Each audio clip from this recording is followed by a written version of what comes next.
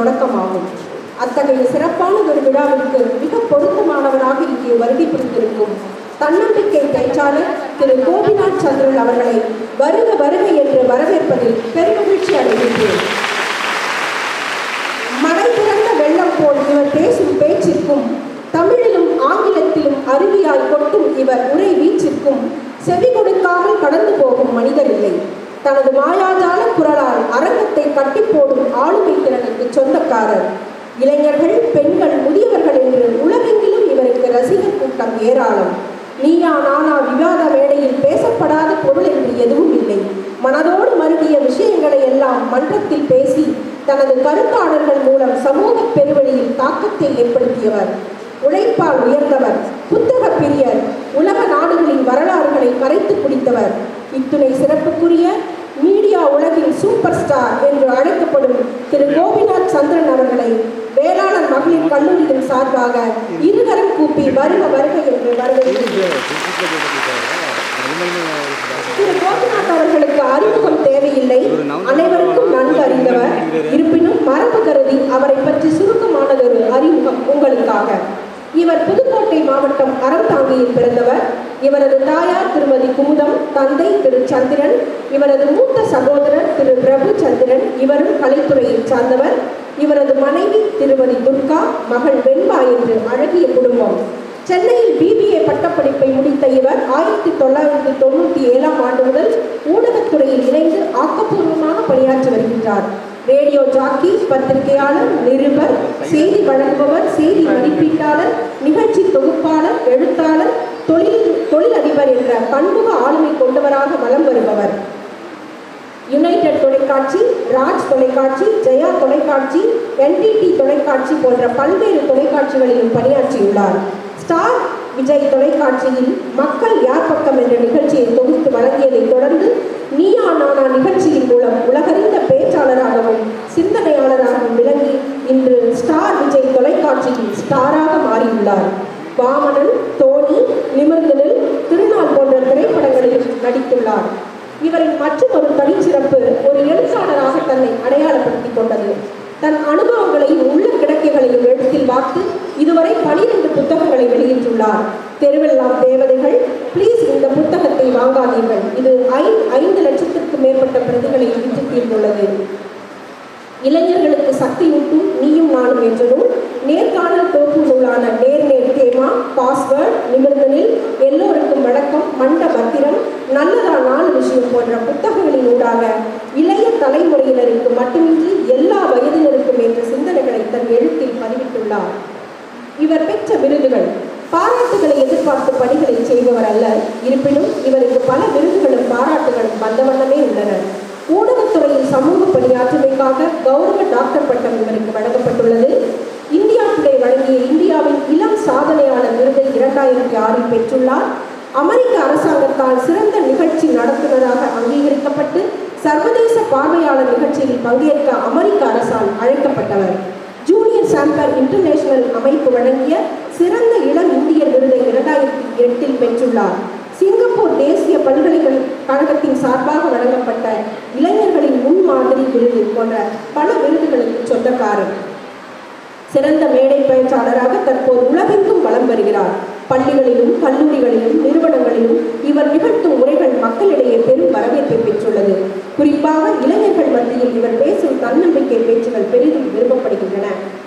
பெண் என்பவள் யார் என்பது பற்றி இவர் பேசிய மேடை பேச்சை மாணவர்கள் கட்டாயம் கேட்க வேண்டும். இன்றைய இளம் பெண்களுக்கு புரிதலை உண்டாக்கும் அற்புதமான பேச்சு. இவ்வாறு சமூகத்தின் பிடியில் தன்னை துளைத்தவர்களை மீட்டெடுக்கும் சில யுக்திகளையும் நுட்பங்களையும் தனது பேச்சால் வெளிப்படுத்தி வரும் திரு கோபிநாத் அவர்கள் தனது டாக் ஷாப் அகாடமி நிறுவனத்தின் மூலம் இளைஞர்களின் ஆளுமை திறனை வளர்க்கும் பல பயிற்சி வகுப்புகளை நடத்தியுள்ளார்.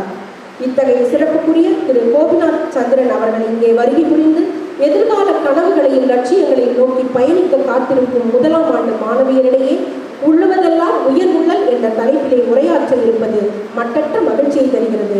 அவரை மீண்டும் ஒருமுறை கல்லூரி சார்பாக வருக வருக என்று வரவேற்று அமைகின்றேன். நன்றி, வணக்கம். சிறப்பு விருந்தினரை வரவேற்ற தமிழ்துறை பேராசிரியருக்கு நன்றி. விடியல் வானவி வியாபித்து நிற்கும் விரி சுடரே, சிந்தனை நாயகரே, சீர்மிகும் நாவலரே, நூலொன்றில் விளங்கும் நுண்ணிய பொருள் போல இவ்வினிய நாளொன்றில் வருகை புரிந்திருக்கும் வைகை நதி பாவலரே, காண கிடைக்காத கற்பகத்து சொற்பதமே, கண்விழித்து தேடுகின்ற காவியத்து பொருளழகே, இனிய முழுநடையால் அனைவரின் இதயத்தில் வாழ்பவரே, அழகு தமிழ் ஆண் திருவே, பேச்சால் எங்கள் மூச்சில் நிறைந்திருக்கும் பேராண்மையே, சங்க தமிழ் மொழியில் தங்கச் சொல்லெடுத்து எங்கள் மனம் நிறைக்க சிறப்பு விருந்தினர் கோபிகா சந்திரன் அவர்களை வாருங்கள், சிறப்புரை தாருங்கள். எல்லாருக்கும் வணக்கம். நல்லா இருக்கீங்களா? தேங்க்யூ. இந்த பக்கம் யார் இருக்கானே தெரியல. ஃபர்ஸ்ட் டேவா? Sorry for my late. எனக்கு சென்னையில் பயங்கர மழை. ஸோ ஃப்ளைட்லாம் எடுக்க ரொம்ப தாமதமாகிடுச்சு. 1 மணி நேரம் ஃப்ளைட்டு லேட்டு. ஸோ அப்படியே வேகமாக நேராக ஓடிடுறேன். பட் ஸ்டில் என்னோட டயத்தை தாண்டி ஒரு 1 ஹவர் நான் லேட்டாக வந்ததுக்கு மை அப்பாலஜிஸ். இப்போ சென்னையில் மழைன்னு நான் சொன்னேன், இங்கே இருக்கவங்க நம்பிக்கலான்னு தெரியல. இங்கே வந்து பார்த்தா மழைக்காக எந்த சூடும் இல்லை.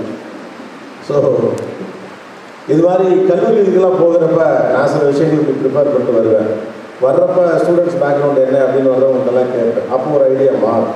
அதுக்கப்புறம் ஸ்டேஜுக்கு வந்து பசங்களெல்லாம் பார்த்தோன்னே திரும்ப ஒரு ஐடியா மாறும். என்ன பேசுறதுன்னு புதிதாக ஒரு குழப்பம் வரும்.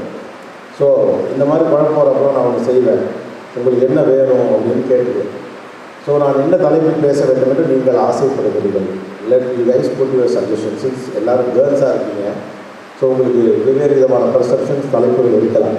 ஸோ நான் என்ன தலைப்பில் பேச வேண்டும் என்று நீங்கள் பரிந்துரைக்கிறீர்கள், அதிலே நம்ம பேசலாம். ஓகேயா? ஏற்கனவே எல்லாருக்கும் பசி வயிற்றை கிள்ளிட்டு இருக்கோம் அப்படின்னு நினைக்கிறேன். இல்லையா? எவ்வளோ நேரம் தாங்குவீங்க? இப்படி கேட்டால் என்ன சொல்கிறது இல்லை? ஓகே, ஒரு மைக் இருந்தால் கொடுங்களேன். டக்கு டக்குன்னு ஏற்கனவே நேரமே போச்சு.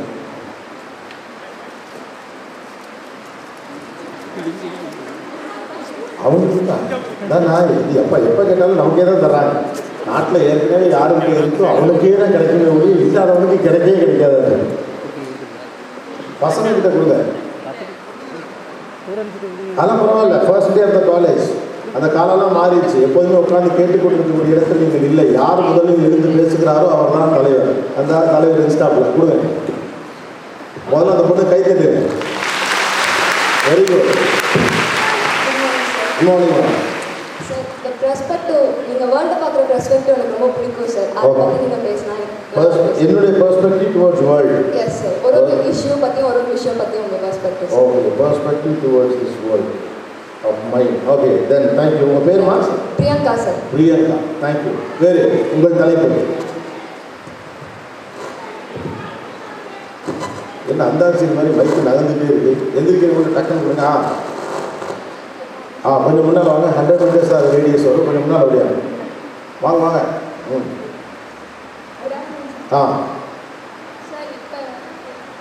இட்ஸ் ஓகே, கேட்குது.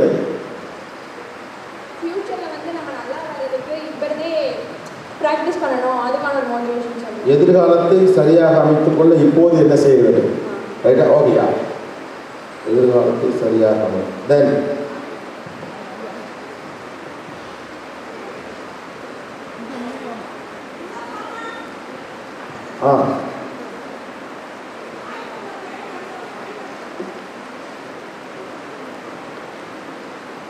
சந்தோஷம் சார். வணக்கம்மா சார். காலேஜ் டேஸில் உங்களோட எக்ஸ்பீரியன்ஸ் பற்றி. காலேஜ் டேஸில் என் எக்ஸ்பீரியன்ஸா? ஆமாம் சார். அவ்வளோ பெருசாக ஒன்றும் இல்லைம்மா. முதல் விஷயம் பாய்ஸ் காலேஜ், ரெண்டாவது ஈவினிங் காலேஜ். பூரா பசங்களும் முடிச்சுட்டு தயாராக வீட்டுக்கு போகிறப்ப நாங்கள் புது ட்ரெஸ்லாம் போட்டுட்டு அவங்க எல்லாம் வேடிக்கை பார்த்துட்டு சாயந்தரம் காலேஜ் போவோம். Still it has a great experience. But நான் உங்களுக்கு சொல்கிறேன். ஓகே, அப்போ நீங்கள் ஒரு கனவோடு வந்துருக்கீங்க காலேஜுக்கு. ஓகே, வேறு தலைப்பு என்னப்பா? இவ்வளோ பசங்க இருக்கீங்க. மேலெல்லாம் சத்தமாக சொல்லுங்கள், கேட்கும்.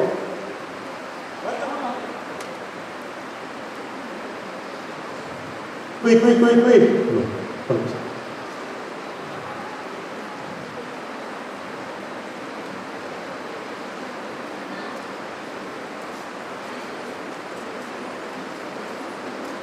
சொல்லுங்க. Good afternoon. யா. சார், வீட்டில் எல்லாரும் பெண்களுக்கு சம உரிமை வேணும்னு நான் பேசினேன். பெண்களுக்கு சம உரிமை வேண்டும். எங்கள் வீட்டில் சரி, வீட்டில் வந்து பள்ளிக்கூடத்துலேருந்து கல்லூரி வர்றது பெரிய விஷயம் சார். கிராமத்தில் படிக்கிறோம். சரி, இனிமேலும் பாய்ஸுக்கு வந்து பாய்ஸ் படித்தா பாய்ஸ் எல்லாரும் படிக்க வைக்கிறாங்க. கேர்ள்ஸுங்கிறது மற்ற வீட்டுக்கு போகிற பொண்ணு தானே, நீ ஒரு டிகிரி படித்தா போதும் அப்படிங்கிறத இன்னும் வளர்ந்துட்டு இருக்கு. இப்போ அதை மாற்றணுங்கிறாங்க. நான் பேச வந்திருக்கேன் சார். ஓகே சார், நீங்களும் அதை பற்றி கொஞ்சம் மோட்டிவேஷனாக சொல்லணும். ஓகே, பெண்களுக்கு கல்வியில் சம உரிமை. Okay, thank you.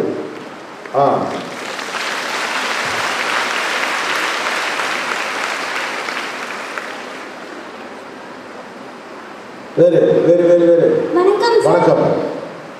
சார், இன்றைய காலத்தில் நிறைய பேர் நேரத்தை வீணடிக்கிறாங்க சார். அது மட்டும் இல்லாமல் நல்ல டேலண்டடாக இருக்கிறவங்க கூட தவறான அந்த வழிக்கு போகிறாங்க சார், ரைட் சைடு. அப்படி போகாமல் நல்ல வழியிலே இருக்கணும். நேரத்தை வந்து வீணடிக்காமல் எப்படி பயன்படுத்தணுங்கிறது ஒரு சின்ன மோட்டிவேஷன். ஓகே, டைம் மேனேஜ்மெண்ட், நேரத்தை வீணடிக்காமல் இருப்பது எப்படி? ஓகேயா? Good afternoon sir. குட் ஆஃப்டர்நூன்மா. ஸ்டூடெண்ட் அவங்க காலேஜ் டேஸில் என்ன டிஃபிகல்ட்டிஸ் ஃபேஸ் பண்ணுவாங்க, அவங்க எப்படி ஓவர் கம் பண்ணணும் அப்படிங்கிறத பற்றி நீங்கள் கொஞ்சம் காலேஜ் டேஸ்லேயே இல்லை இந்த ஏஜில் சந்திக்கக்கூடிய சிக்கல்களா? ரெண்டு தெரியும். இன்னும் கொஞ்சம் ப்ரிசைஸாக சொல்லுங்கள், எனக்கு புரியல. ஸோ இப்போ காலேஜ் டேஸ்லனா நமக்கு விளையாடணும்னு தோணும், நம்ம காலேஜ் வந்துட்டோம், நம்ம இப்படி இருக்கணும்னு தோணும், அதெல்லாம் எப்படி ஓவர் கம் பண்ணணும்? Okay, freedom and over coming the pressure. Yeah, okay, super. Hi sir. Hi. இன்னைக்கு இருக்கிற ஸ்டூடெண்ட்ஸ்லாம் இப்போ பயப்படுறாங்க சார் கேள்வி கேட்கறதுக்கு. கேள்வி கேட்கறதுக்கு மனசில் நிறைய கேள்வி இருக்குங்க சார், பட் ஆனால் கேட்கறதுக்கு வந்து பயப்படுறாங்க சார். ஸோ அதனால ஒரு குட்டி மோட்டிவேஷன். கம்யூனிகேஷன் ஸ்கில்லா? ஆக்சுவலாக அவங்க எல்லாருக்கும் ஒரு தகவல் சொல்கிறேன். இன்றைக்கி இருக்க ஸ்டூடெண்ட்ஸ் தான் முன்னோட நல்லா பேசுகிறீங்க. ஏன்னா அப்போ எப்படி இருந்து நீங்கள் பார்த்தது கிடையாது. சார், இப்போ வந்து மேம் நீங்கள் பேசுகிறீங்களா, நீங்கள் பேசுகிறீங்களா, மைக் கொடுங்க அப்படின்னு நிறைய ஒரு 15 வருஷத்துக்கு மேலே கோபிநாத் மாதிரி ஒரு யாரோ ஒருத்தர் இங்கே மேடையில் வந்து மாணவர்கள் வந்து அவங்க தலைப்பை சொல்லணும்னு சொன்னால் அரை மணி நேரம் வரைக்கும் ஒருத்தர் கூட எந்திரிச்சிக்க மாட்டாங்க. இங்கே 10 செகண்ட் ஒரு பொண்ணு எந்திரிச்சு நின்றுட்டாங்க. You guys are better than us, don't worry, you guys are better than as.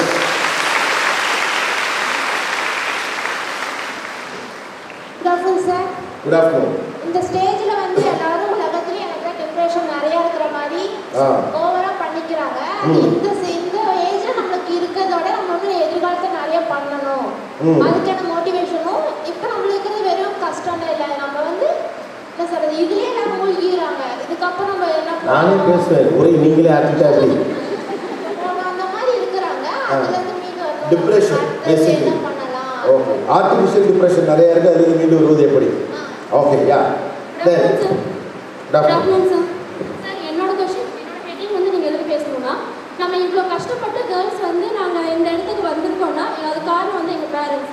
So parents வந்து நம்ம ஃப்யூச்சரில் ஒரு ஆசிரமத்துக்கு அனுப்பாமல் வீட்டையே வச்சு நம்மளோட இந்த நிலைமைக்கு உயர்த்துற பேரண்ட்ஸை நம்ம இதுக்கு மேலே உயர்த்தணும். ஸோ அந்த அளவுக்கு வந்து மோட்டிவேஷன் பேரண்ட்ஸை பற்றி மோட்டிவேஷன் தான். Okay, thank you sir. தேங்க்யூ. நான் வந்து சொல்ல வந்தது வந்து ஜென்ரேஷன் கேப் இப்போ ரொம்ப ஜாஸ்தியாக இருக்குது. பார்த்தீங்கன்னா அப்போ சொசைட்டியோட ப்ராக்டிசஸ் வேறு, இப்போ சொசைட்டியோட ப்ராக்டிசஸ் சுத்தமாக வேறையாக இருக்குது. ஆனால் நிறைய வேரியேஷன்ஸ், ப்ராப்ளம்ஸ் க்ரியேட் ஆகுது ஜென்ரேஷன்ஸ்குள்ளே. என்ன மாதிரி ப்ராப்ளம்? அதாவது ஒத்து போகவே மாட்டேங்கிறாங்க. எங்களுக்கு வந்து அப்போல்லாம் பார்த்தீங்கன்னா லேடிஸ்லாம் வந்து ஒரு ஒரு இது கல்ச்சரில் இருப்பாங்க. நாங்களாம் வந்து ஃப்ரீடம் வேணும், எங்களுக்கு இப்படி விடுங்க அப்படின்னு கேட்குறோம். அதனால அவங்களுக்கு அதெல்லாம் ஒத்துக்க முடியறதில்லை. உங்களுக்கு என்ன ஃப்ரீடம் வேணும்? அதாவது சார் எப்படி சொல்கிறது, நிறைய பேர் வந்து இப்போ வந்து எனக்குலாம் ட்ரீம்ஸ் நிறைய பேர்த்துக்கு இருக்கும்ல சார். எனக்கு வந்து இப்போது வீட்டிலேயே இருக்கணும் அப்படின்னு ஒரு ஆசை இல்லை. எனக்கு வெளியில் போனால் எனக்கு நிறையா எக்ஸ்போஷர் கிடைக்கும். அப்படி எக்ஸ்போஷர் வந்து இன்னும் நல்லா பண்ணுவேன், அவங்க வந்து தயங்குறாங்க. Okay, generation gap. Okay, got your point. Okay, வேறு last one. Yeah, hello sir. வணக்கம். உமன்ஸ் வந்து எல்லா ஃபீல்டு இண்டஸ்ட்ரீஸ்லையும் நிறையா வந்து பார்ட்டிசிபேட் பண்ணிகிட்டே இருக்காங்க. பார்ட்டிசிபேட் பண்ணாத ஃபீல்டை பற்றி எக்ஸ்பிளைன் பண்ணுங்க சார். இவனுடைய நான் பார்ட்டிசிபேட்டிங் ஃபீல்ட்ஸா? ஆக்சுவலாக இல்லை மாதிரி ரொம்ப குறைவு. ஆண்கள் பங்கெடுக்காத ஃபீல்டு தான் நிறைய இருக்குது. அதில் இப்போ ஆண்கள் வராங்க. உங்களுக்கு தெரியுது இல்லை, ஆண்கள் தான் நிறைய துறையில் பங்கெடுக்கிறாங்க, பெண்கள் பங்கெடுக்கிறது கிடையாது. நர்சிங்னு ஒன்று உண்டு. இப்போ தான் மேல் நர்ஸ்னு ஒருத்தர் வந்திருக்காரு. 10 வருஷத்தில் 15 வருஷத்தில் தான் அது நடந்திருக்கு. அது போல் அந்த whole industry is completely by you people. அதுக்கப்புறம் இந்த சீனியர் நர்சஸ்லாம் ட்ரெயின் பண்ணி தான் இப்போ மேல் நர்ஸ்னு ஒரு கான்செப்டே வந்திருக்கு. ஓகே, பெண்கள் கால் பதிக்காத துறைகள். ஓகே, யா, எஸ். சார்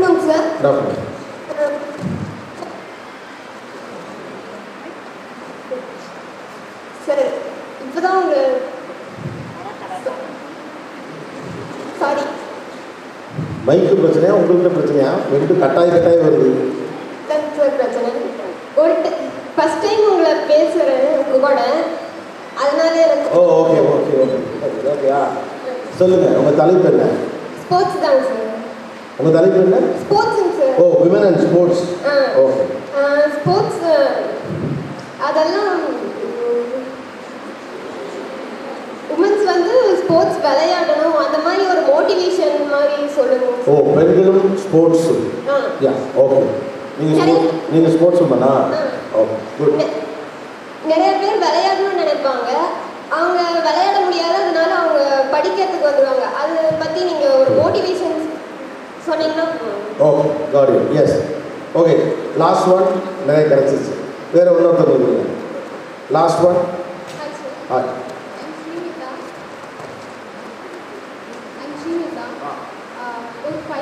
ஒரு பையன் வந்து தன்னோட உழைப்புல பைக்கோ காரோ தன்னோட சொந்த ஃபினான்ஷியலாக அவன் முன்னேறினா அது வந்து அவனோட நம்பிக்கை, அவனோட திறமை அப்படின்னு சொல்கிறாங்க. அதுவே ஒரு பொண்ணு வந்து தான் ஆசைப்பட்ட பைக்கோ காரோ அதை வாங்கி நாம் ஒரு ரைடர் அந்த மாதிரி ஆகணும்னு நினச்சா அதை ஏன் ஃபேமிலியோ மற்றவங்களோ அதை வந்து திமிரு அப்படி அதை தப்பாக நினச்சிக்கிறாங்க? அது தப்பு இல்லையா? ஒரு அப்பா வந்து என் பொண்ணு அப்படி இருக்கணும் இப்படி இருக்கணும்னு நினைக்கிறாங்க. பட் ஆனால் எங்கள் அப்பா எல்லாத்துக்குமே சப்போர்ட் பண்ணுவாங்க, நான் அதை வந்து தப்பு சொல்லலை. பட் மற்ற அப்பாங்க சொல்கிறது இல்லை பாப்பா உனக்கு அது ஆகாது, இது செட் ஆகாது, ஏன் அப்படி சொல்கிறீங்க? மற்ற பொண்ணுங்களுக்கு எல்லா பொண்ணுங்களையும் ஒரே மாதிரி பார்க்கணும். அந்த பொண்ணுக்கும் அதே ஆசைனா அது பைக்கோட விடணும், அது ஒரு வாட்டி கீழே விழுந்தாலும் அதை கற்றுக்கணும். அந்த மாதிரி ஒரு பேரண்ட்ஸ் வந்து இம்ப்ரூவ்மெண்ட் ஆகணும்னு நான் நினைக்கிறேன். அது ஒரு ஆக்சுவலாக உங்கள் எல்லாரும் வெளியே நிறுத்திட்டு அம்மா அப்பாவெல்லாம் உள்ள போகணும்னு நினைக்கிறேன். ஆனால் தலைப்பு முடிக்க பேரண்ட்ஸ்லாம் அப்படி வெளியில் இருக்காங்கன்னு சொன்னாங்க. Okay, shall I start? ஏன்னா நேரம் ஆகிடுச்சு.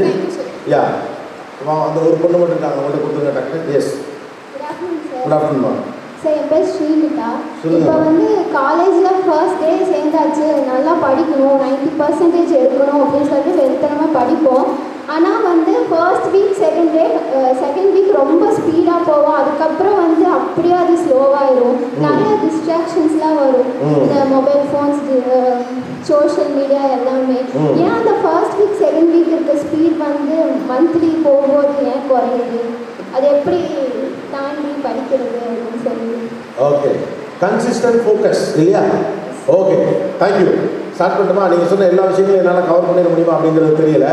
அடிப்படையில் 2-3 முக்கியமான கூறுகள் இருக்குது. பெண்ணுக்கு பல துறைகளில் சம உரிமைகள் வழங்கப்படாமல் இருக்கிறது. அது ஏன் இன்னும் இந்த காலகட்டத்தில் இப்படி இருக்கிற ஒரு கேள்வி இருக்கிறது. விளையாட்டு இல்லை வந்து ஒரு ஆணை போல ஒரு பெண்ணை ஈக்குவலாக ட்ரீட் பண்ணாதது, அப்புறம் ஒரு பெண்ணினுடைய வெற்றி எப்பொழுதும் அவள் திறமையோடு தொடர்புபடுத்தாமல் அவளுக்கு வாய்த்ததென்றோ திமிரன்றோ ஏதோ ஒரு பேரில் சொல்லிக்கிட்டே இருக்கிறதுக்கான காரணங்கள் என்னங்கிற ஒரு தரப்பு.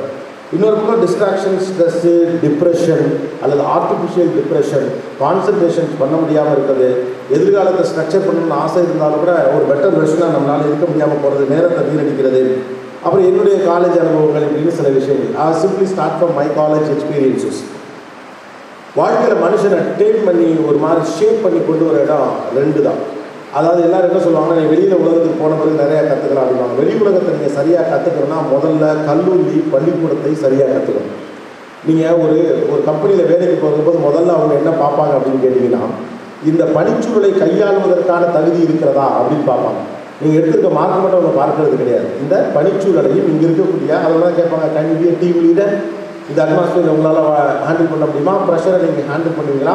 இந்த மாதிரி ஒரு கிரைசிஸ் வந்து அதை நீங்கள் எப்படி ஹேண்டில் பண்ணுவீங்களா கேட்குற அந்த சோஷியல் ஸ்கில்ஸ்க்கான காரணம் என்னன்னா, ஒரு சமூக சூழலை எதிர்கொள்வதற்கான தகுதி இந்த தனிநபர் பெற்றிருக்கிறாரா என்பது தான். ஒரு காலேஜை வெறும் படிப்பதற்கான இடமாக மட்டும் நீங்கள் பயன்படுத்தி விடக்கூடாது.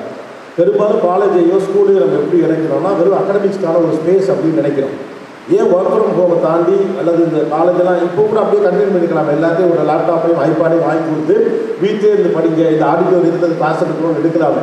ஏன் கஷ்டப்பட்டு மறுபடியும் கடவுளே நல்லபடியாக காலேஜ் திறந்தோன்னே எல்லாரும் வர்றதுக்கு வரணும் அப்படின்னு கேட்டோம்னா அதை கலெக்டிவ் நாலேஜ் எக்ஸ்சேஞ்சும் நடக்கும்.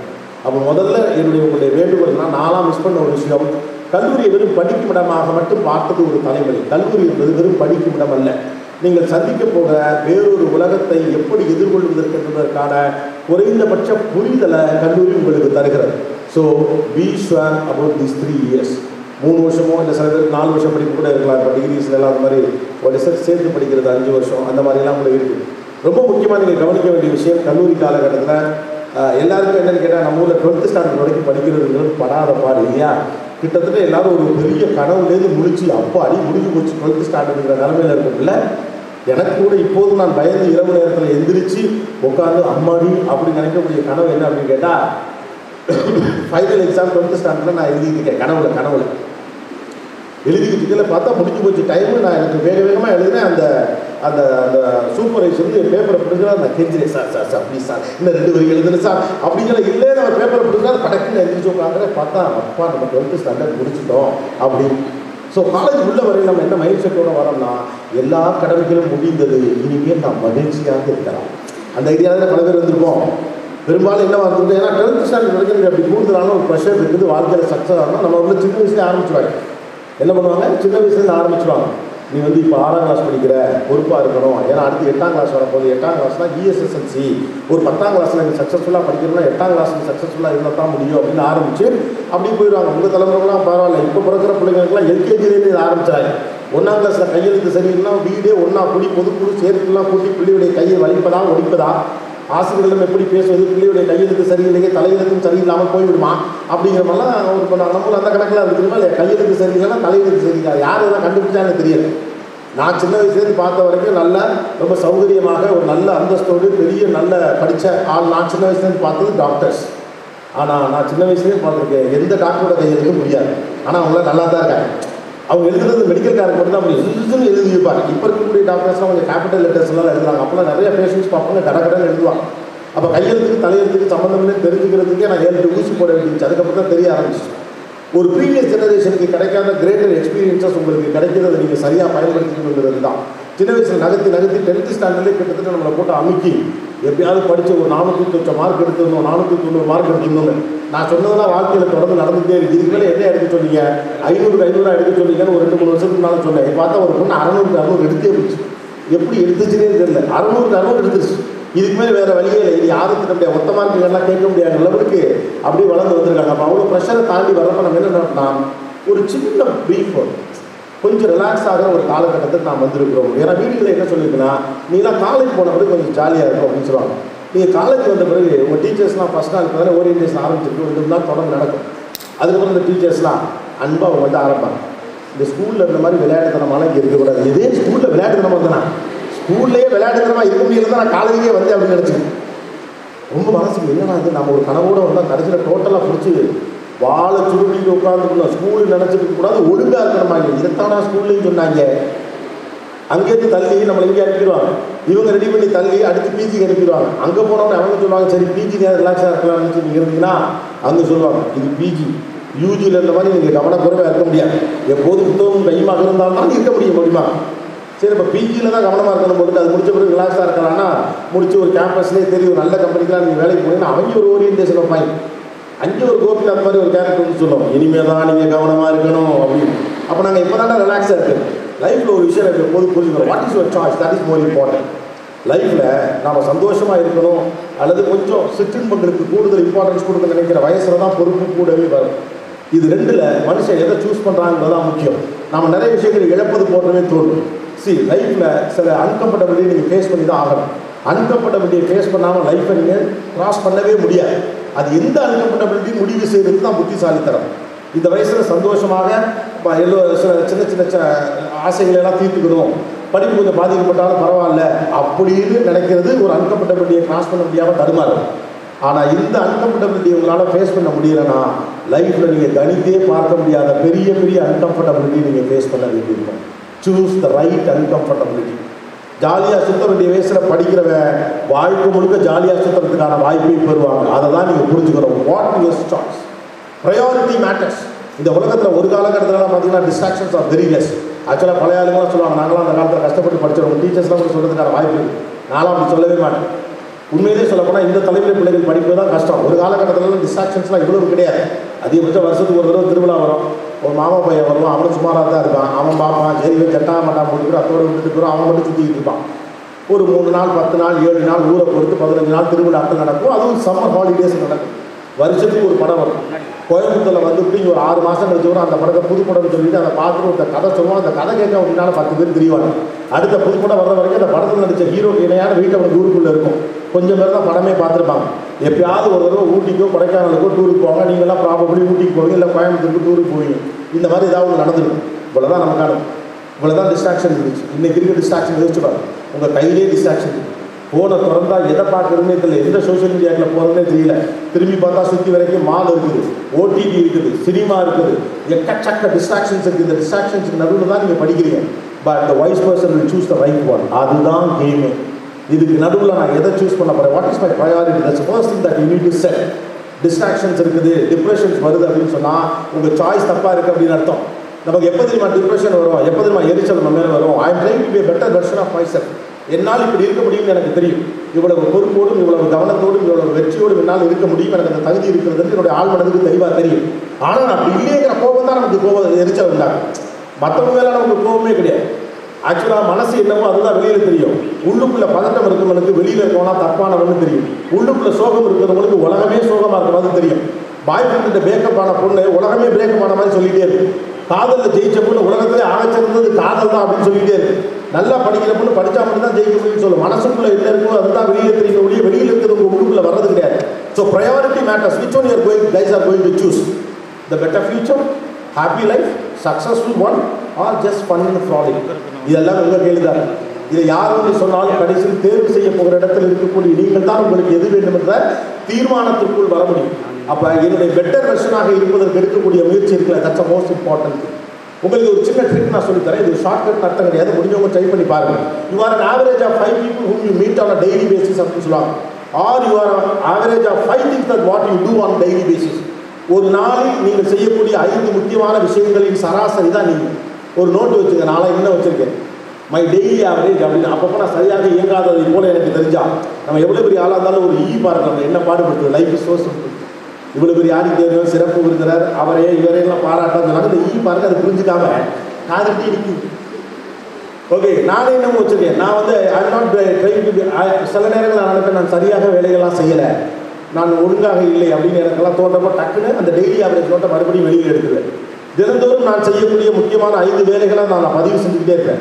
அது தெரிஞ்சிட்டாலே உங்களுடைய டெய்லி ஆவரேஜ் தெரிஞ்சிடும். உங்கள் ப்ரையாரிட்டியில் நீங்கள் இருக்கிறீங்களா, உங்களுடைய பெட்டர் வெர்ஷனாக நீங்கள் இருக்கிறீங்களான்னு செக் பண்ணுறதுக்கு தான் அந்த டெய்லி ஆவரேஜ் கான்செப்ட். எஸ், இன்றைக்கி காலேஜுக்கு போனேன், நல்லபடியாக படித்தேன், ஒரு குறிப்பிட்ட இடத்துல சூப்பராக ஸ்கோர் பண்ணேன். Point number 1. பாயிண்ட் நம்பர் 2, தோழி பேசினேன், பாசிட்டிவாக இருந்தேன். Point number 2. பாயிண்ட் நம்பர் 3, இன்றைக்கி விளையாட கிடைத்த நேரத்தில் ஒழுங்காக விளையாடினேன், சோஷியல் மீடியா போய் நோண்டிக்கிட்டலாம் உட்காந்துலாம் டயத்தை ப்ரொடக்டிவாக ஸ்பெண்ட் பண்ணேன். 4, எனக்கென்று ஒரு நேரம் ஒதுக்கி கொண்டு பிடித்த புத்தகத்தை படித்தேன். 5வது, ஜாலியாக ஃப்ரெண்ட்ஸோட எல்லாருடைய ஃபோனில் பேசினேன், வீட்டில் அம்மா அப்பாட்டெல்லாம் பேசினேன். 5 விஷயம். இது உங்களுடைய ஒரு நாள் ஆவரேஜ். இன்னொரு நாள் ஆவரேஜ், காலையில் எழுந்திரிச்சா கொஞ்சம் அசம்பந்தமாக இருந்துச்சு, ஒரு பொய்யை சொல்லி லீவை போட்டு ஹாஸ்டல்லே படுத்துட்டேன்.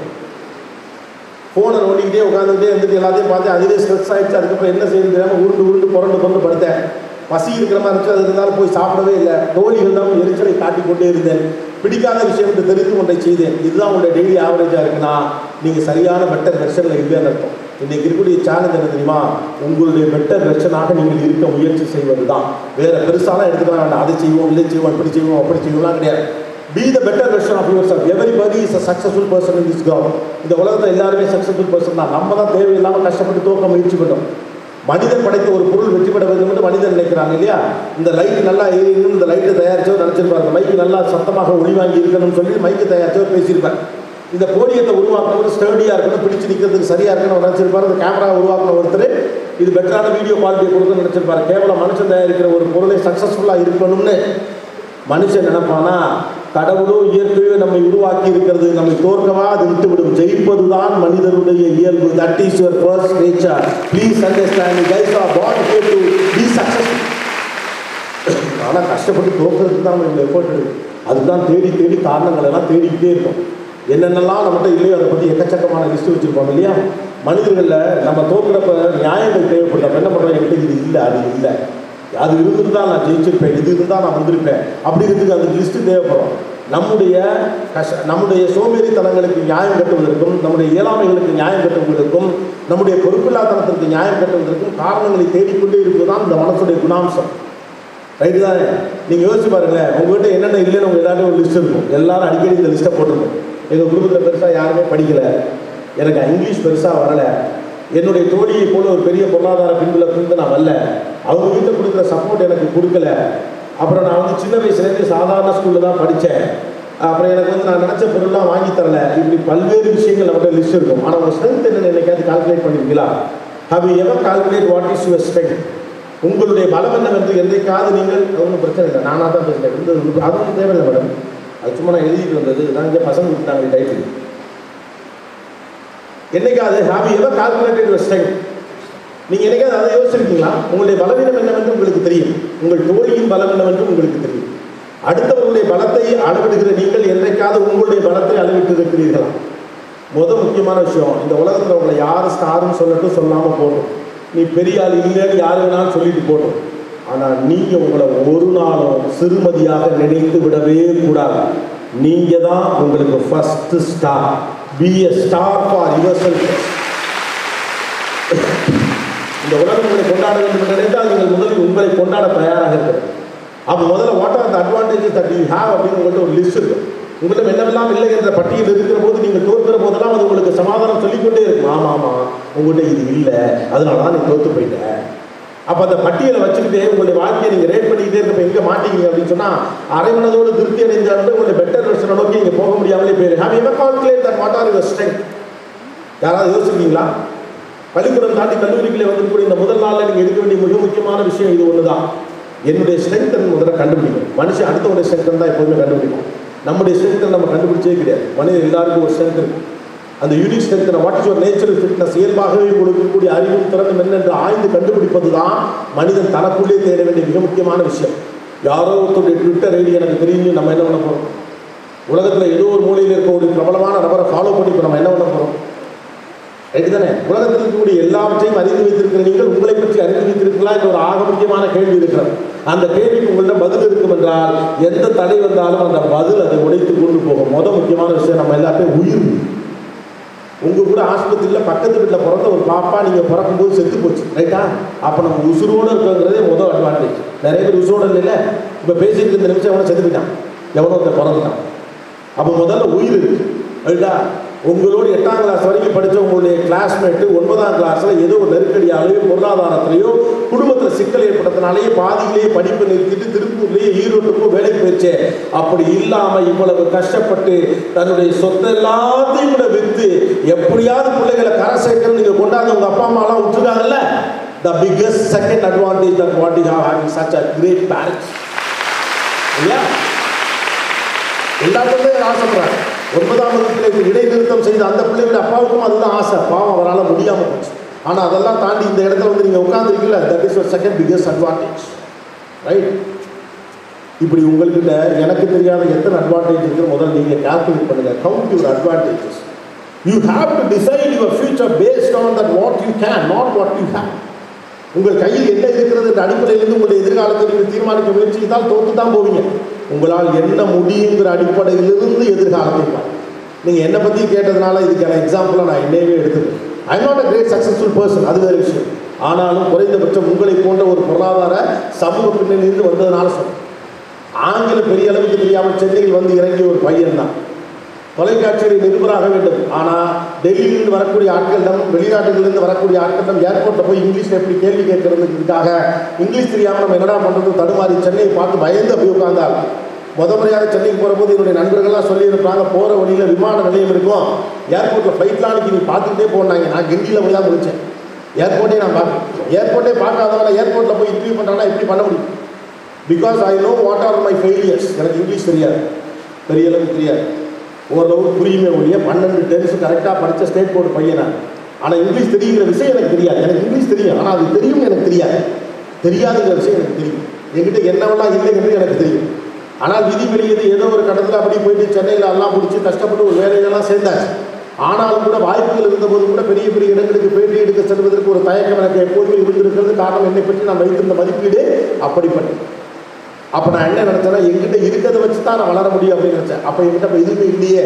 ஊர் நாட்டிலேருந்து வந்த ஒரு பையன், சென்னையே கல்ச்சுரல் ஷாக்கு, அவங்க போட்டுருக்க ட்ரெஸ்ஸே எனக்கு புதுசாக இருக்குது. ஏடா பூ போட்ட சட்டையெல்லாம் போட்டுருக்கீங்க, படத்தில் கனவு சீனில் ஹீரோ ஹீரோயின் போட்டுருக்க ட்ரெஸ்லாம் ரோட்லேயே போட்டுருக்கானுவோ, இது என்னடா ஊர், குடலை போட்டிங்கிறானுவ, குழம்ப சேர்வுங்கிறானுங்க, என்னென்னமோ பேர் சொல்கிறானுங்க, நமக்கு சரியாக பேர் சொல்லி சாப்பிட்றதே சங்கடமாக இருக்கப்ப நமக்கு தெரியாது, நமக்கு இதுவே பெருசு அப்படின்னு ஒரு இடத்துல லாக்.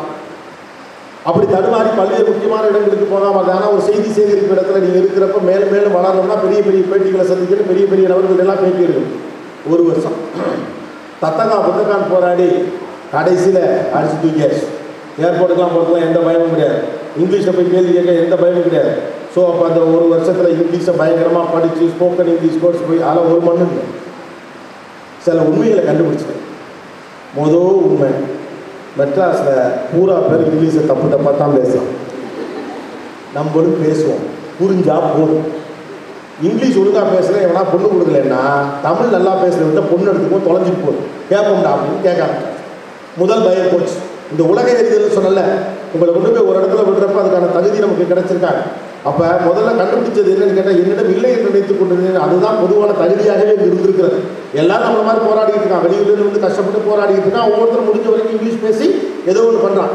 ரெண்டாவது ஒரு ரியலைசேஷன் வந்துச்சு, தமிழ் தான் என்னுடைய தாய்மொழி, நான் அதை தப்பாக பேசுறதுக்கு தான் கூச்சப்படும்.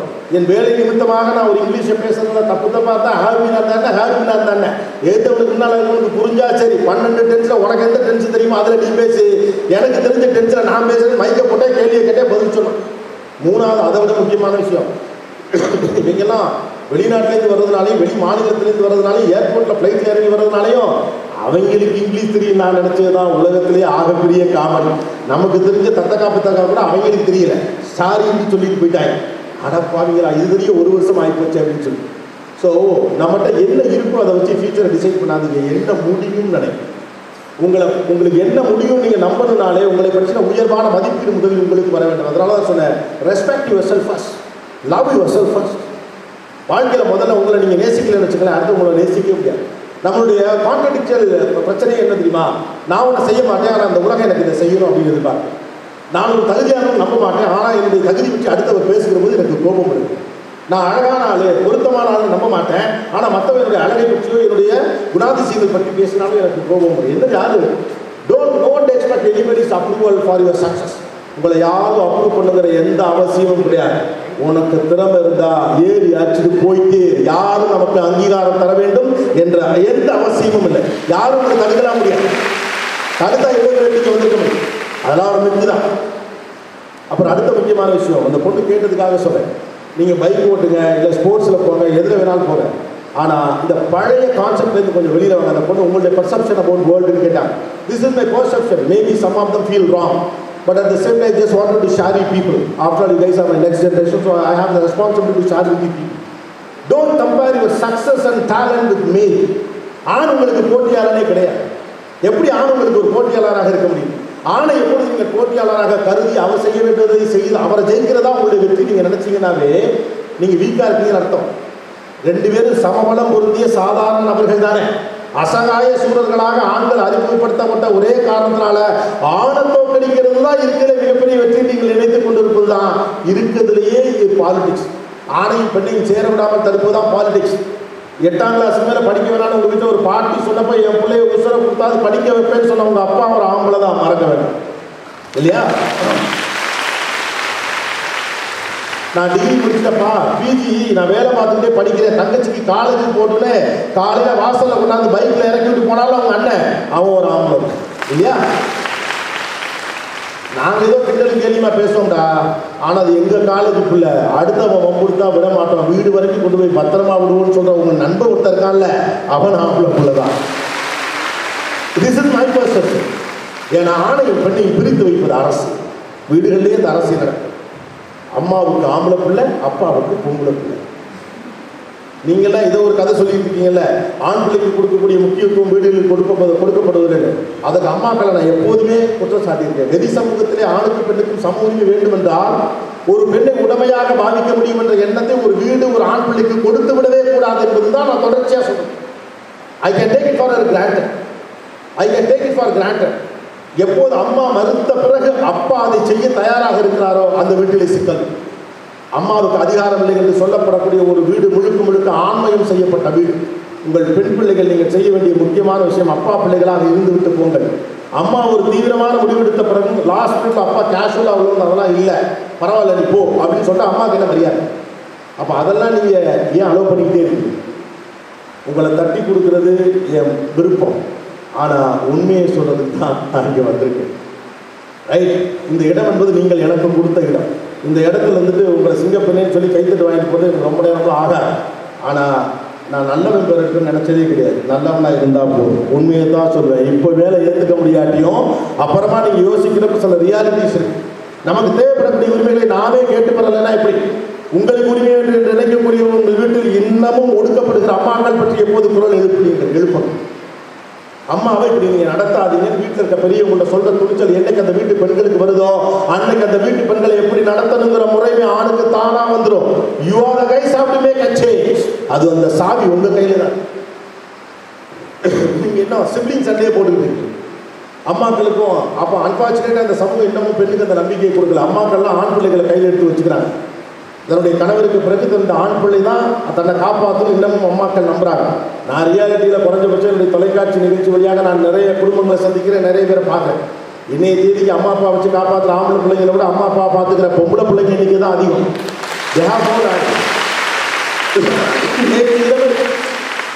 நேற்று இரவு நடந்த ஒரு நிகழ்ச்சி, ஏன் பணம் கணவர் பணம் ஒரு டிபேட். ஓகே, அது வெளியே வந்ததுனால அதை பற்றின டீட்டெயிலை முழுசாக சொல்ல முடியாது. அதில் கூட பெரும்பாலான பெண்கள் பேசியது, என் திருமணத்திற்கு பிறகு என்னுடைய அம்மா அப்பாவுடைய நலனை நான் பார்த்து கொள்ள வேண்டும், அவர்களை கவனித்துக் கொள்ள வேண்டும், அதற்காக எனக்கு பணம் வேண்டும் தான் சொன்னாங்க. சரியா? உங்களுக்கு இந்த அளவு பொறுப்பு வருகிற போது உங்களை யார் தவிர்த்துட முடியும்? உங்கள் முன்னால் சும்மா அப்படி பணம் காட்டுறாலாம் சாதாரண ஆள்லாம், இதெல்லாம் பயப்படாது. ரைட்டா? இதெல்லாம் சின்ன சின்ன தடைகள் தான். ஒரு ஆணையை பெண்ணையும் ஈக்குவலாக ட்ரீட் பண்ணணும் அப்படிங்கிறது ஆணை உயர்வாக சொல்லி ஒரு பெண்ணை கீழே தருகிற காலம்லாம் முடிஞ்சிருச்சு. பட் இந்த நிகழ்ச்சியை கேட்டுட்டு இருக்க வெளியில் இருக்கக்கூடிய அம்மா அப்பாக்களுடைய வேண்டுகோள் ஒன்றே ஒன்று தான். இந்த சமூகத்தில் ஆண் பெண்ணும் சமமாக கருதப்பட வேண்டும்னா வீட்டில் சமமாக கருதப்பட வேண்டும். ஒரு பையன் டப்புன்னு இட்லியை உட்காந்த உடனே தட்டில் உனக்கு இட்லியை வச்சு அவன் படக்கம் எடுத்து திரும்பி விற்கலாம். நம்ம வீட்டில் என்ன சொல்கிறாங்க, பக்கத்தில் இருக்க தங்கச்சி அக்காட்டி அண்ணனுக்கு விற்குது, ஓடி போய் தண்ணி கூட அப்படிங்கிறாங்க. சரிதானே? அதே ஒரு பெண்ணு அவளே தட்டில் இட்லியெல்லாம் எடுத்து வச்சுட்டு மிளகாப்பொடியெல்லாம் எடுத்து வச்சு தொட்டு சாப்பிட்டு விற்கல் வந்தால் உடனே என்ன சொன்னாங்க, அறிவில்லை, தண்ணி எடுத்து வச்சுட்டு உட்காந்து தெரியாது அப்படின்னு சொன்னாங்க. ரைட்டு தானே? அப்படிதான் சொன்னாங்க. இது இந்த பிள்ளை எங்கே பழி வாங்குதுன்னு கேட்டால், நீங்கள் பாட்டு எங்களை வளர்த்து விட்ட பிறகு 27 வயசில் கல்யாணம் பிறகு இது என்ன வளர்த்துருக்காங்க, கொட்டுது. தட்டு கழுவுது, ஒழுங்காக சாப்பாடு எடுத்து வை. இது புருஷனை இப்போ வளர்க்குற லெவலுக்கு ஆகிப்போச்சு. இதுங்களுக்கு சின்ன வயசில் அண்ணன் மேலே அந்த கடுப்பெல்லாம் புருஷன் மேலே விழுகுது. ரீல்ஸில் அட்டி முழுக்க வாங்குறதுலாம் யார்? ஆண்கள் தான் வாங்கிட்டு இருக்காங்க. அப்போ அந்த சின்ன சிப்ளிங் ரைவல்ரி உருவாக்காதீங்க. ஒரு பெண் என்பவர் 2ஆம் நிலையில் தான் இருக்கக்கூடியவர்கள் என்ற எண்ணத்தை அந்த வீட்டு ஆண் பிள்ளைக்கு நீங்கள் இயல்பாக புகட்டி விடுகிறீர்கள். நான் தப்பு செஞ்சால் எல்லாரும் ஓடி வந்து நிற்பாங்க, அவன் தப்பு செஞ்சால் மட்டும்தான் தப்பு அப்படிங்கிற இடத்தை ஆண் பிள்ளைக்கு எப்போது உருவாக்குறீங்களோ, ஒரு பெண்ணை உடைமை என்ற அளவிலே பார்க்கிறீர்களோ, பெண்ணை டேக் இட் ஃபார் கிராண்டட்னு எடுத்துக்கலாம். அவளுக்கான இமோஷன்ஸை நம்ம வேல்யூ பண்ணுற அவசியம் இல்லை. அம்மாக்கள் எத்தனை முறை அழுதாலும் பதில் சொல்லாத அப்பாக்களை பார்த்து பழகுகிற பிள்ளைகள் அப்படித்தான் ஆகி போகிறார். அம்மாக்கள் அழுகிற போது அம்மாக்கள் பக்கம் நில்லு. உங்கள் சித்திமார்கள் உரிமை கேட்கிற போது எதிர்த்து நில்லுங்கள். ஒரு படிப்பினுடைய குணம் என்பது அதுதான். படிப்புங்கிறது பதில் சொல்றது கிடையாது, கேள்வி எழுப்புவது. கேள்வி எழுப்புவதுதான் உலகத்தின் ஆகப்பெரிய அறிவு, ஆகப்பெரிய அரசியல். கேள்வி பயப்பட என்ன தப்பு? You have no power. நான் அடிக்கடி ஒரு விஷயம் சொல்ல, பெண்கள் கல்லூரிகளுக்காக இதை சொல்லலை, என்னுடைய புரிதல் வந்து சொல்றேன். நம்முடைய வீடுகளை நீங்கள் கணக்கெடுத்து பார்த்துருக்கீங்களா? பாட்டி செத்த 3 வருஷத்தில் தாத்தா செத்துருவார். மோஸ்ட் ஆஃப் த கேசஸில் உங்கள் வீட்டில் ஒரு டேட்டா இருந்தால் செக் பண்ணி பாருங்க. பாட்டி செத்த 3 வருஷத்தில் தாத்தா செத்துருவார். அந்த மனுஷனுக்கு அந்த மனைவி இருக்கிற வரைக்கும் தெரியவே தெரியாது, அவளால் தான் நான் வாழ்ந்துகிட்டே இருந்திருக்கேன், அவள் தான் என்னை இயக்கிக்கிட்டே இருந்திருக்கா. இந்த அதை எடுன்னு சொன்னால் எல்லாரும் ஓடி போய் ஒளிஞ்சு நிற்கிறப்ப பாட்டி கரெக்டாக எடுப்பான். அவர் அதை எடுன்னு சொன்னால் எதை எடுன்னு சொல்கிறாரு தெரியும். இந்த அதை கொடுத்தல அதை எடுத்துட்டு வாம்பாரு. எதை கொடுத்தாரு, எதை எடுத்துட்டு வர சொன்னாரு தெரியாது. பாட்டிக்கு புரியும், அவரின் அசைவுகள் புரியும். எப்போ பசிக்கும் தெரியும், எது ஒத்துக்கும் தெரியும், எது ஒத்துக்காது தெரியும். ஒரு பிள்ளையை போல அவள் தன்னை தாங்கி இருக்கிறான் என்ற புரிதலே இல்லாமல் அது இயல்பாக நடப்பதாக நினைக்கிற தாத்தா மனைவி இறந்த பிறகு ஏங்கி போவான். என்னைக்கு எம்பண்டாட்டி என்னை விட்டு போனாலும் அன்னைக்கே எம்படுக்க திண்ணைக்கு வந்துருச்சுன்னு வைரமுத்து ஒரு கவிதையில் சொல்லுவார். மனுஷன் திண்ணைக்கு வந்துடுவான். அவளை மன்னிப்பு கேட்க முடியாது. ஃபோட்டோ முன்னால் போய் இன்னும் அழுகுன்னு சொல்ல முடியாது. பொம்பளை பிள்ளையை சிரிக்காதுன்னு சொன்ன இந்த ஊர் ஆம்பளை பிள்ளையை அழுகாதுன்னு சொல்லி வச்சுருக்காங்க. கட்டுப்பாடுகள் பெண்ணுக்கு மட்டும் இல்லை, ஆணுக்கு. அவன் போய் பாத்ரூமில் தான் அழுகணும். நம்ம ஹீரோக்கெல்லாம் அழுகுனாலும் திரும்பி தான் அழுவாங்க, வேறாலும் அழுக மாட்டாங்க. அழுதா ஆம்பளை பிள்ளைக்கு வீரம் பிள்ளைன்னு அர்த்தம், சிரிச்சா பொம்பளை பிள்ளைன்னா பொது இடத்துல சிரிக்கிறான்னு அர்த்தம். அழுக வந்தால் அழுக, சிரிப்பு வந்தால் சிரிங்க. அது உங்கள் emotion. Let be your self guys, don't worry. இதெல்லாம் யார் நம்ம தீர்மானம்? நீ எப்போ பூச்சி விடணும்னா நான் சொல்ல முடியும். அழுக வந்தால் அழு, சிரிக்க வந்தால் சிரி. உங்களுக்கு இங்கிதம் தெரியும்ல, உங்களுக்கு நாகரிகம் தெரியும்ல, உங்களுக்கு நீங்கள் படிச்சிருக்கீங்களா, உங்களுக்கு சமூகம் புரியும்ல, இது எல்லாத்துக்கும் ஏன் நீங்கள் உள்ள வரும்? அப்போ தாத்தா என்ன பண்ணுவார்? மன்னிப்பு கேட்க முடியாமல், அவளுக்கு நன்றி சொல்ல முடியாமல் போராடி மருகி மருகி மருகி நான் ஒரு பலசாலியே இல்லைங்கிற உண்மை தெரிகிற போது 3 ஆண்டுகளை இறந்து விட்டேன்.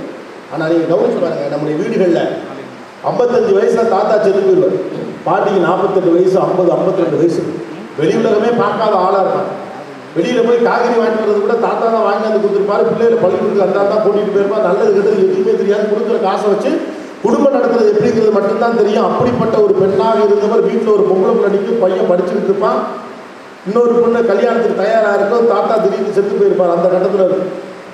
ஆனால் அவங்க 3 பேரையும் கரம் சேர்த்து பேரம்பேத்தியெல்லாம் பார்த்து அவங்களெல்லாம் படிக்க வச்சு அதுக்கப்புறம் 20 வருஷம் வாழ்ந்துட்டு தான் அந்த பாட்டி சாகும். இட்லி கடை போடும், வடை விற்கும், தெரு தெருவாக முறுக்கு கொண்டு போய் விற்கும், துணியை தலையில் தூக்கி வச்சுட்டு பிள்ளைகளை காப்பாற்றும். கணவர் இல்லாத பிறகு உலகமே தெரியாவிட்டாலும் அதற்கு பிறகு இந்த உலகத்தை புரிந்து கொண்டு தன் உயிரை கையில் பிடித்து வைத்திருக்கிற தெம்பு ஒரு பெண்ணுக்கு இருக்குது. சச்சமே தண்ணி காப்பாவும். அப்போ நீங்கள் தேவையில்லாமல் நீங்கள் உட்காந்து ஆம்லேட்டை போட்டு கொடுக்குறீங்க. அது உங்களுடைய எக்ஸ்க்ளூசிவ் டேலண்ட்ஸை கில் பண்ணும். ஆண் வேகமாக பைக்கில் போகிறான், நான் வேகமாக பைக்கில் போனால் ஆணை ஜெயிச்சுட்டு அர்த்தம்ல. ஆண் வேகமாக பைக்கில் போகிறதே தப்பு தான். அப்புறம் அதை நீங்கள் ஜெயிக்கணும். ஆண் செய்வதை தாண்டுவதன் வழியாகத்தான் வெற்றி நினைக்காது. ஆண் ஒரு சக்தி, பெண் ஒரு சக்தி. Men are deliverable, women are responsible. நான் சொல்லல 10 ஆண்டுகள் 15 ஆண்டுகளுக்கு முன்னதாக மேல் நர்ஸ்னு ஒருத்தங்க கிடையவே கிடையாது. நர்ஸ்னாலே இது பெண் தான். ஏன்னா அவங்களுக்கு தான் அந்த தாய்மை இருக்கும், அனுசரணை இருக்கும், அவங்கள பார்த்துக்கிற அந்த பொறுமை இருக்கும். ஆணுக்கு அது இருக்கான அந்த வேலையே கொடுக்கல. அதை விட ரொம்ப முக்கியமான விஷயம், அவ்வளோ நேரம் ஆணால் நிற்கிறதே கஷ்டம். It is not that easy possible. அவ்வளோ நேரம் நிற்கலாம் முடியாது. அது பெண்ணுக்கு தான் அந்த பொறுமை இருக்குன்னு கொடுத்தாங்க. எவ்வளோ டீச்சர்ஸ், லேடிஸ் டீச்சர்ஸ் யோசிச்சுப்பேன். எங்கள் சுப்பலட்சுமி டீச்சர்லாம் இன்னமும் அதே மாதிரியே தான் இருக்கும். என்னோட ஸ்கூல் டீச்சர் நான் இப்போ பார்க்குறப்பையும், ஏன் இப்படி இருக்கிற, ஏன் இப்படி பண்ணலை, என்னோட டிவியில் டயர்டாக தெரியுற, ஒழுங்காக சாப்பிட்றியா இல்லையா, படிக்கிறியா இல்லையாடா, நாங்கள் இன்னமும் நீ படிக்கிறியான்னு கேட்குறாங்க. ஒழுங்காக படிக்கிறியா இல்லையாடா, புது புத்தகம்லாம் வாங்கி படிக்கிறியா இல்லையாடா அப்படின்னு. இவங்கள யார்? பெண்கள் தானே. நீங்கள் என்ன நினச்சிக்கிறீங்கன்னா ஆண் மிக உயர்ந்தவன் அப்படின்னு நம்ம வீடுகள் நம்ம தலையில் ஏற்றிக்கிட்டே இருக்கு. அப்பா தான் அதிகாரம் மிக்க மனிதன். அப்போ நம்ம என்ன நினைக்கிறோம்? ஆண் என்றாலே அவன் அதிகாரம் மிக்கவன், அவன் மிகப்பெரிய தகுதியை கொண்டவன், அவனை பீட் பண்ணுறது தான் வெற்றி நினைக்கிறீங்க. நோ, ஆண் ஒரு சக்தி, பெண் ஒரு சக்தி. அதான் சொல்லல, மென் are deliverable, women are responsible. பொறுப்புள்ள பதவிகளில் அதிகமான சிஇஓஸ் யார்? பெண்கள் தான். ஏன் அவங்கள்ட்ட கொடுக்குறாங்க? Because they are responsible. அவங்களுக்கு தான் அதை பொறுப்பாக எடுக்க முடியும். ஆண் ஓடி போய் பொருள் எடுத்துகிட்டு வருவான், பெண்ணுக்கு அது அவனு அது ஆணுடைய வேலை. இங்கே மனுஷன் அப்படி தான் வாழ்ந்துருக்கிறான். ஆணுடைய நம்ம காடுகளில் தான் வளர்ந்த சமூகம். 2 வேறு டேலண்ட். நீங்கள் 2 போட்டு கன்ஃபியூஸ் பண்ணிக்காது. ஆணை வெல்வதல்ல வெற்றி, உங்களை வெல்வது தான் உங்கள் வெற்றி. நீங்களே தனிப்பட்ட முறையில் பெரிய திறமசாலி தான். உங்களுடைய நேற்றைய வெற்றியை இன்று நீங்கள் தோற்கடித்தாலே நீங்கள் ஜெயித்ததாக தான் அர்த்தம். அவன் 85 கிலோமீட்டர் வண்டி ஓட்டுறான், நீங்கள் 110 கிலோமீட்டர் வண்டி ஓட்டுறதுனால ஒன்றும் பெருசாக போகிறது கிடையாது. அது எனக்கு என்னோட பெர்செப்ஷன். இது ஒரு ஆண் செய்ததை பெண் செய்துவிட்டாலே இது சாதனை கிடையவே கிடையாது. ஆணுக்கு வாய்ப்பு கிடைச்சப்ப ஆண் செஞ்சான், பெண்ணுக்கு வாய்ப்பு கிடைச்சா பெண் செய்வான். அவ்வளோ மட்டும்தான். அவங்ககிட்ட அந்த டேலண்ட் இருக்குது. She is an opportunity, that's it. அதனால் அதை செஞ்சுட்டதுனால தான் பெரியாதுங்கிற அர்த்தம்லாம் கிடையாது. நம்மளாம் காட்டுகளில் வேட்டையாடின ஒரு சமூகம். ஒவ்வொருத்தருக்கும் ஒரு ரோல் அண்ட் ரெஸ்பான்சிபிலிட்டி. அவனுக்கு நேச்சுரல் ஃபிட்னஸ், இயற்கையாக இருக்கக்கூடிய திறன் பொறுத்து அந்த வாய்ப்புகள் இருந்தது. ஒரு ஆண் என்ன செய்வானா, வேட்டையாடுறது அவனுடைய தொழில். ஒரு மரத்தில் அங்கே இருக்கக்கூடிய கிளைகளை தவிர்த்து, இலைகளை தவிர்த்து அங்கே உட்காந்துருக்க அந்த பறவையை குறிபார்த்து ஒரு அம்பை எய்து அந்த இறையை வீட்டுக்கு எடுத்துகிட்டு வருவான். பெண் அந்த காலகட்டத்தில் வீடுகளை பார்த்துக்கிற ஒரு ஆளாக இருந்தாங்க. குடும்பத்தை கவனிச்சுப்பாங்க. ஆண் இறையை எடுத்துகிட்டு வருவான், பொருள் எடுத்துகிட்டு வருவான். அப்படி இருந்துச்சு. அப்போ கவனிச்சிங்கன்னா காடுகளில் வாழ்ந்த நம்முடைய சமூகம். பிள்ளை அந்த பக்கம் விளையாடிட்டு இருக்கோம், இந்த பக்கம் அடுப்பு எரிஞ்சிட்டு இருக்கோம். இவங்க எதையோ காய்கறி ஒர்க் பண்ணிட்டே இருப்பாங்க. அட்ட டயத்தில் அடுப்பு எறிகிறது பார்ப்பாங்க, பிள்ளை விளையாடுறது பார்ப்பாங்க, பாம்பு வருதான்னு பார்ப்பாங்க, கரெக்டாக டீ உள்ளே தருவாங்க, வெந்துச்சா வேகலையான்னு பார்ப்பாங்க. 2 பேர் அட்ட டயத்தில் பார்ப்பாங்க. She's multi tasking. ஆணுக்கு எல்லாம் கிடையாது. எல்லாத்தையும் கட் பண்ணிட்டு வெறும் குறி பார்த்து அடிக்குதான்னு. ஆணுடைய பார்வை என்பது புகைவழி பார்வை, பெண்ணுடைய பார்வை என்பது அகல பார்வை. 2 ஒரு பார்வையே கிடையாது. உங்களை ஒரு பையன் குருன்னு பார்க்குறாங்கிறீங்கல்ல, அவனுக்கு அப்படி தான் பார்க்கவே தெரியும். அவனுக்கு முரட்டு பையனாக இல்லை, அவனுக்கு தான் பார்ப்பான். யார் அந்த பிள்ளை? அவனுக்கு குறிக்கி பார்க்காம தெரியாது. ஏன்னா பழக்கம், பறவையை மட்டும் கவனித்து குறிபார்த்த பழக்கம், புகை வழி பார்வைன்னு பேர். நீங்கள் ஒரு பையனை பார்த்துருப்பீங்க, அந்த பையன் 5 வருஷமாக அது தெரியாமல் உங்களை பார்த்துட்டு இருப்பான். அவனை பார்க்குறது அவனுக்கே தெரியாமல் உங்களால் பார்க்க முடியும், அவனால் அப்படி பார்க்க முடியும். உங்களுக்கு பறந்துபட்ட பார்வை, வைடர் வியூ. நீங்கள் செக் பண்ணி பாருங்கள், உங்களுக்கு பிடிச்ச டெலிவிஷன் ஆங்கர்ஸ்லாம் பேசுகிற கூட க்ளோஸ் அப் உங்கள் குடும்பம்னு பார்க்குற மாதிரி தான் இருக்கும் மேல் ஆங்கர்ஸ். அவனுக்கு அப்படி தான் பார்க்க வைக்கிறீங்க, உங்கள் அப்பாவும் அப்படி தான் பார்ப்பேன். இது ஒரு ஜெனட்டிக்கல் கன்டினியூஷன். ஆண் வேறு சக்தி, பெண் வேறு சக்தி. இதெல்லாம் நம்ம புரிஞ்சுக்கிறதுலேருந்து தான் வாழ்க்கை இருக்கிறது. அதனால் எனக்கு நான் எங்கே ஆணும் பெண்ணும் சேர்ந்து இயங்கிய சமூகங்கள் மிகப்பெரிய அளவுக்கு வெற்றியை சம்பாதித்திருக்கின்றன. ஆனால் பெண்ணை டீக்ரேட் பண்ணுறப்ப உடனே தப்பு அப்படின்னு நான் பேசுவேன். ஏன்னா அவங்கள டீக்ரேட் பண்ணி நீங்கள் வளரவே முடியாது. ஆணை எதிராளியாக்குவதன் வழியாக ஒரு வெற்றியை உந்தித்தள்ள வேண்டும் என்ற எந்த அவசியம் இல்லை. தோளோடு தோல் நின்று ஜெயிப்பதற்கான வாய்ப்பு உங்களுக்கு இருக்கிறது, அது உங்களுக்கு கொடுக்கப்பட்டது. ஆனால் உங்களுக்கான சம உரிமையை மீட்டெடுக்க இந்த சமூகம் உங்களோடு என்றைக்கும் துணை நிற்க வேண்டும் என்பது மட்டும் காலத்தின் கட்டாயம். அது நடந்தே ஆகும், அதை நீங்களும் நடத்துவதற்கு துணை நிற்கும். நான் என்ன சொல்ல வரேன், எனக்கு இது நடக்கலை, எனக்கு இது கொடுக்கல. No, don't expect anybody's recognition. உங்களை எதன் வழியெல்லாம் அடையாளப்படுத்துகிறார்களோ அதில் இருந்தெல்லாம் வெளியே வர உங்களுக்கு எதிராக வைக்கக்கூடிய அரசியல் வந்து நீங்கள் புரிஞ்சுக்கணும். ஒரு பெண்ணை என்னைக்காவது ஒரு காட்டாருன்னு சொல்லியிருக்காங்களா? கவனிச்சு பாருங்க. இப்போ இல்லை, நம்ம ஆளுங்க பழைய காலத்துலேருந்து தெளிவாக தான் இருக்காங்க. அவள் ஒரு காட்டாரு, யாராவது சொன்னாங்களா? அவள் கொளுத்தும் கோடை வெயில், சுட்டெரிக்கும் சூரியன், ஏதாவது சொல்லியிருக்காங்களா? சொல்லவே மாட்டாங்க. தெளிந்த நீரோடு மலர் போன்றவள் தெய்வம், உச்சக்கட்டத்தில் கூட தெய்வம்ன்றாங்க. தெய்வம், தென்றல், புயல்னு சொல்லவே மாட்டாங்க. தென்றல். ஏன் அப்படின்னா இதெல்லாம் சொல்லி உங்கள் கேரக்டர் நான் செட் பண்ணி விட்டேன்னா தென்றல். ஒரு பொம்பளை பிள்ளை என்ன நினைக்கிறேன், ஒரு தென்றல் போன்ற இப்படி பேசலாமா?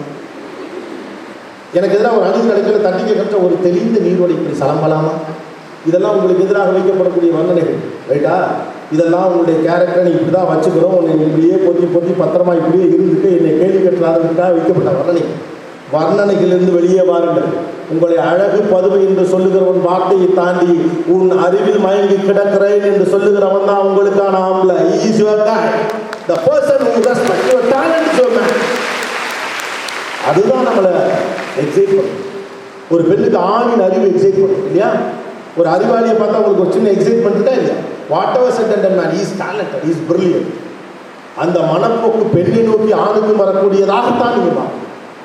நம்ம ரசனை எல்லாத்தையும் எங்கே கொண்டு போய் வச்சோம்னா வெறும் அழகிய சிந்தனைகளோடு அழகாக இருக்குது, அழகிய விஷயங்களோடு தொடர்பு இருக்கு, நான் தப்புன்னு சொல்ல. ஆனால் அதுதான் உங்கள் அடையாளம், அதுதான் உங்கள் குறியீடு வைக்காது. ஒரு பெண்ணுக்கான திருமண தகுதி 5 அடி உயரம், சிகப்பாக இருக்கணும், கண்ணு பெருசாக இருக்கணும், மூக்கு சின்னதாக இருக்கணுங்கிறது இல்லை. அறிவு இருக்கணும், சமூகத்தை புரிஞ்சிருக்கணும், துணிச்சலாக இருக்கணும், தில்லா இருக்கணும். அதுதான் அது திருமணத்துக்கான தகுதி இல்லை, பெண்ணுக்கான தகுதியே இல்லை. உங்களுக்கு வச்சுக்கூடிய டெம்ப்ளேட்டை பிரேக் பண்ண வேண்டிய முதல் பொறுப்பு உங்கள் கையில் தான். Don't get into this dirty politics. இதுக்கெல்லாம் என்ஜாய் பண்ணி தானே நீங்கள் அழகு நேச்சர் தான். அழகு எனக்கே தெரியும் இல்லை. இப்போ நீங்கள் சொல்லி என்ன பண்ணிருக்கு? அழகுன்னு சொல்லிட்டு எது பெரிய அழகு எது சின்ன அழகுன்னு சொல்லுவீங்க. சிகப்பாக இருந்தால் அழகுங்க, கருப்புனா அழகு இல்லைங்க, உயரமாக இருந்தால் அழகுங்க, உயரம் இல்லைன்னா கம்மிங்க. நான் அழகுன்னு நான் தான் சொல்லணும், நீங்கள் சொல்லக்கூடாது. I have my respect on my own.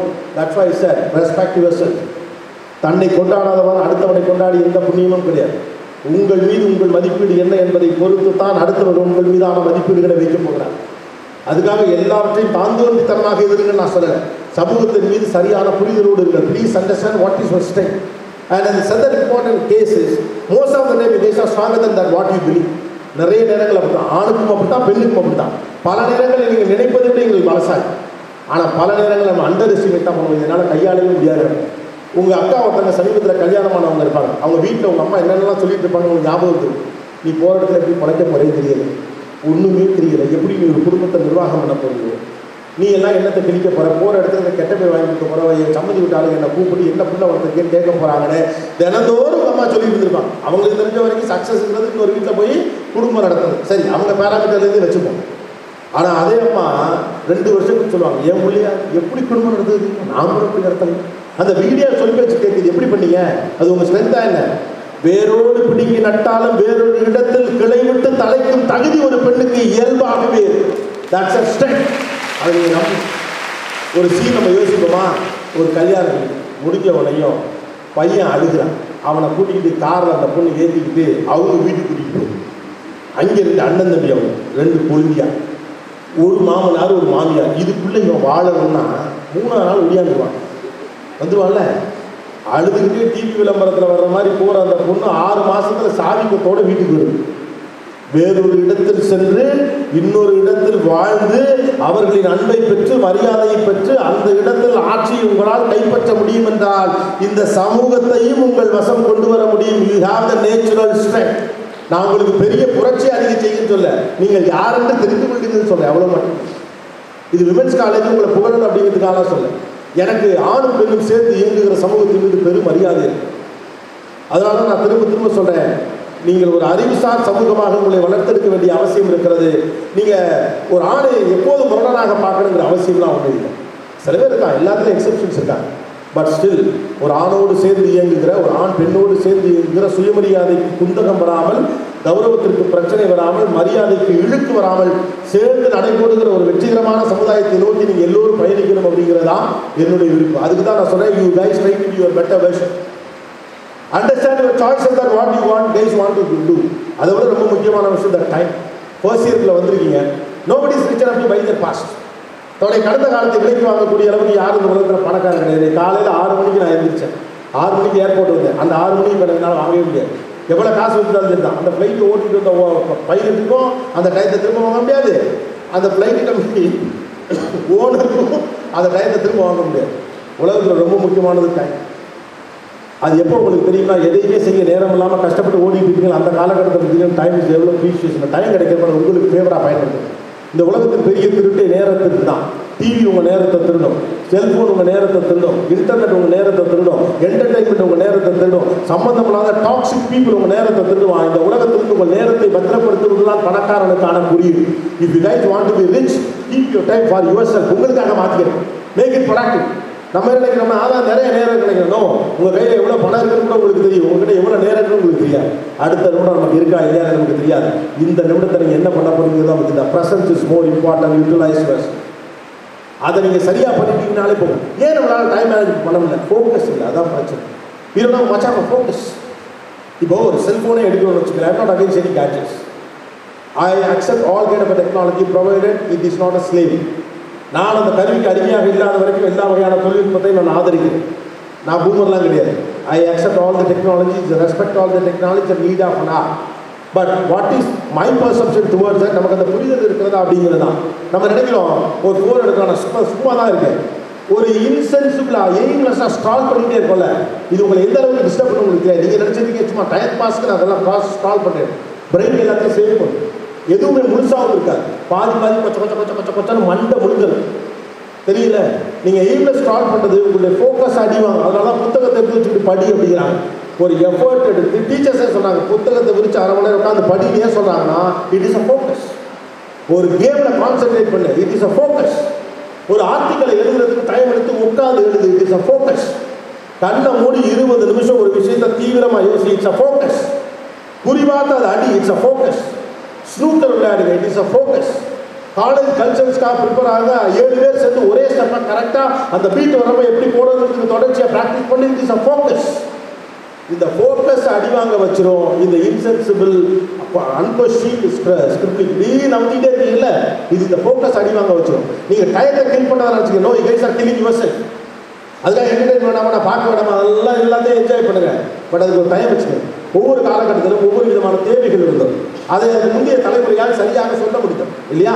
ஒரு காலகட்டத்தில் ரோடுகள்லாம் வந்த புதியதில் நம்ம பெரியவங்களாம் என்ன சொல்லி கொடுத்தாங்கன்னு நினச்சிங்கன்னா, அவங்க டீச்சர்ஸ்லாம் என்ன சொல்லி கொடுத்துருப்பாங்க, அதுக்கு முந்தின தலைமுறைக்கு ரோட்டில் போகையில் ஓரமாக பஸ்ஸுக்காரன் வந்து அடிச்சுக்குவான்னு சொல்லி கொடுத்துருப்பாங்க. அது அந்த காலகட்டத்துக்கான தேவை. அது இந்த முந்தின தலைமுறைக்கும் ரோடு இருந்துச்சு. அவங்க என்ன சொல்லியிருப்பாங்க, நான் போனப்ப எங்கள் சித்தப்பாமை அடித்து கொண்டு விட்டாங்க, நீ அதனால கவனமாக போ, ரோட்டு ஓரமாக போ அப்படிமா. அதுக்கடுத்த தலைமுறைக்கு என்ன சொல்லி கொடுத்தாங்க, சைக்கிளில் போகிறப்ப கவனமாக இருக்கணும், லெஃப்ட் எட்ஜில் போகணும், நடு ரோட்டில் போயிடாத, பஸ்ஸோ காரோ இடிச்சிடும் அப்படின்னு சொல்லி கொடுத்தாங்க. ஒரு டிராஃபிக் இந்த சாலையை கடப்பது எப்படின்னு சொல்லி கொடுத்தாங்க. ஒவ்வொரு காலகட்டத்திலும் தேவைகள் வேறாங்க. லெஃப்ட் சைடு பார்க்கணும், ரைட் சைடு பார்க்கணும்.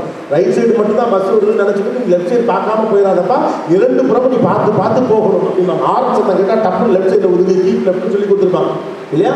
பள்ளிக்கூடத்துக்கு நீங்களாம் சைக்கிளில் வந்தப்போ பதப்பா அதை எப்படி வண்டி ஓட்டணும், ஒரு இடையில யாராவது கையை நீங்களாம் நிறுத்தக்கூடாதுன்னு சொல்லி கொடுத்துருப்பாங்க. அதுக்கு முந்தின தலைமுறைக்கு என்ன சொல்லி கொடுத்துருப்பாங்க, கிராமத்தில் காட்டுக்குள்ளெல்லாம் வாழ்ந்துருப்பாங்க, பக்கத்து டவுனில் ஸ்கூல் இருந்திருக்கும். நீ காட்டு வழியாக போகிறப்ப பாம்பு வந்தால் என்ன சத்தம் கேட்கும் அப்படின்னு சொல்லி கொடுத்துருப்பாங்க. ஒருவேளை பாம்பு கடிச்சா என்ன செய்யணும்னு சொல்லி கொடுத்துருப்பாங்க. அதை சொல்றதுக்கு அதுக்கு முந்தின தலைமுறைக்கு அதே எக்ஸ்பீரியன்ஸ். இந்த மோஸ்ட் அன்பார்ச்சுனேட் திங், இந்த ஜெனரேஷனுக்கு சொல்லிக் கொடுக்கறதுக்கு அந்த ஹேண்ட்ஸ் ஆன் எக்ஸ்பீரியன்ஸ் பெரியவங்கள்ட்ட இல்லை. இந்த 2K கிட்ஸுடைய எல்லா விஷயமும் 2K கிட்ஸுக்கு மட்டும்தான் கிடைச்சிருக்கு. ரைட்டா? நீங்கள் வச்சிருக்கக்கூடிய ஃபோனில் பச்சை சுச்சி சிவப்பு சுச்சி தவிர பாதி விஷயம் உங்கள் அம்மா அப்பாவுக்கு தெரியாது. அதில் என்னென்ன பண்ணலாம்னா உங்களுக்கு தெரியாது. அப்போ இதுக்கான ரூல்ஸ் அண்ட் ரெகுலேஷன்ஸை உருவாக்க வேண்டியது நீங்கள் தான்.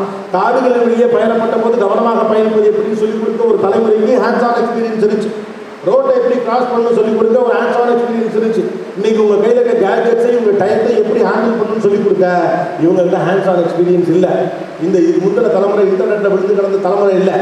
110 ரூபாய்க்கு சாமா வாங்கினாலும் 35 ரூபாய்க்கு சாமா வாங்கினாலும் ₹1 நீ எனக்கு தர முடியும், கூகுள் பே பண்ணு அப்படின்னு பக்கத்தில் வந்து பணக்கு ₹1 நம்பர் அங்கே போனால் தலைமுறையே உங்களுக்கு கிடையாது. இன்னமும் ஆச்சரியமா இருக்கு இல்லையா? எனக்கெல்லாம் பெரிய ஆச்சரியமே எப்படி இங்கே இருக்கிறது பேசல அமெரிக்காவுக்கு கேட்குது அப்படிங்கிறது. ஆனால் சின்ன பிள்ளையா இருக்கு. 15 வருஷத்துக்கு முன்னால் ஒரு ஃபோன் எடுக்கிறப்ப இரிட்டேட் பண்ணுவோம். என்னென்னா நான் யாருன்னு சொல்ல போனாங்க செம்ம கடுப்பாக. அப்போ ஒரு டைலாக் சொல்லுவாங்க, அறிவு இருக்கா ஃபோனில் என்ன முகம் தெரியுமா அப்படின்னு கேட்பாங்க. இன்னைக்கு சொல்ல முடியுமா? முதல்ல வீடியோ கால் பண்ணி நீங்கள் எங்கே இருக்குன்னு காட்டுக்கிறாங்க, லொக்கேஷனை ஷேர் பண்ணுங்கிறாங்க. இல்லைன்னா ஜிபிஎஸ் ஆன் பண்ணிவிட்டு இவங்க ஃபோன்லேயே கனெக்ட் பண்ணிக்கிறாங்க. அம்மா எங்கே போயிட்டு இருக்காங்கன்னு வீட்டிலேருந்தே பாப்பா சொல்லுது. அம்மா அப்பா ஆஃபீஸ்க்கே போகலாமா, தெருமுனை கடையில் நின்றுட்டு இருக்காங்க, அம்மாட்ட பையன் ஈஸியாக போட்டு கொடுத்துட்டு போயிட்டே இருக்கான். ஒரு ஜிபிஎஸை மட்டும் சொல்லி அவருக்கே தெரியாது என்ன இருக்குது, ஆனால் உங்களுக்கு எல்லாம் தெரியும். அப்போ இந்த டெக்னாலஜி எப்படி ஹேண்டில் பண்ணும், எனக்கு ஃபேவராக நான் எப்படி யூஸ் பண்ணணுங்கிற ரூல்ஸ் அண்ட் ரெகுலேஷன்ஸை நீங்கள் தான் உருவாக்கணும். இந்த ஜெனரேஷனுக்கு இருக்க பெரிய சேலஞ்ச் என்னென்னா, தன் தலைமுறையினுடைய சிக்கல்களுக்கு தானே தீர்வு கண்டு கொள்ள வேண்டிய நெருக்கடி உங்களுக்கு இருக்கிறது. That you need to fix a probability of handling things. ஒரு காலகட்டத்தில் ஒரு லேண்ட்லைன் இருக்கும், அது ரிங் அடிக்கல திருத்துட்டு 10 பேர் வருவாங்க. ஃபோன் எடுத்து பேசினா வித்தக்காரன். அப்போ நான் தான் ஃபோன் எடுப்பேன் வாங்கி. எவன் ஃபோன் எடுக்கிறாங்க, டிவி போடுறவனா பெரிய ஆள் தெரியுமில்ல, ரிமோட்டில் நான் சுவிட்ச் ஆன் பண்ணாலும் அவன் பெரிய ஆள். இன்றைக்கி அப்படி இருக்கா?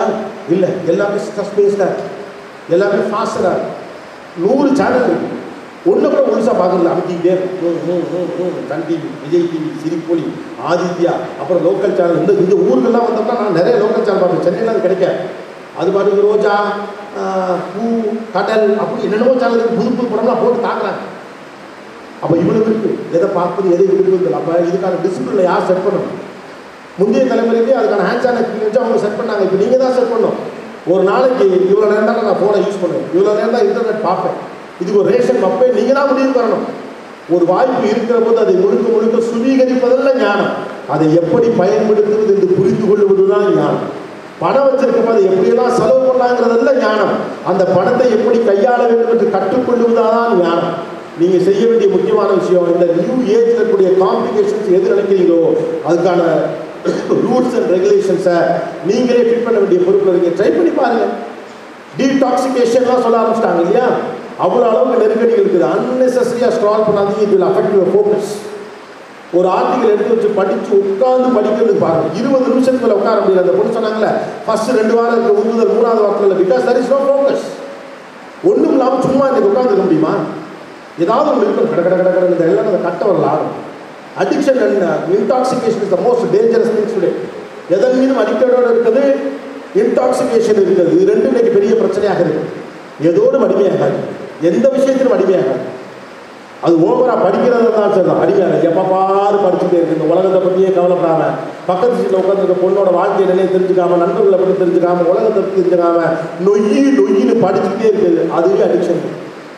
Don't to that. உலகத்தை அகலமாக பார்த்துச்சு, நம்ம opportunities available for you people. ஒரு காலகட்டத்தில் இது மட்டும் படித்தா தான் வேலை அப்படின்லாம் இருந்துச்சு. எனக்கு அப்படிலாம் கிடையாது. You guys R so blessed to select your choice and preferences. இதை தான் படிக்கலாம் அப்படிங்கிறதுலாம் கடந்து போயிட்டாங்க. என்னென்னமோ படிக்கிறாங்க. ஒரு காலத்தில் இது படித்தா இந்த வேலைக்கு தான் போக முடிஞ்சிச்சு, அப்படிலாம் கிடையாது. இன்றைக்கி எவ்வளோ ஆர்ட்ஸ் காலேஜ் ஸ்டூடெண்ட்ஸ் மீடியாக்குள்ளே உட்காந்துருக்காங்க, எவ்வளோ இன்ஜினியரிங் ஸ்டூடெண்ட்ஸ் மீடியாக்குள்ளே வந்து உட்காந்துருக்காங்க. So that there are number of things available. But the most important thing, how you guys are going to save your time.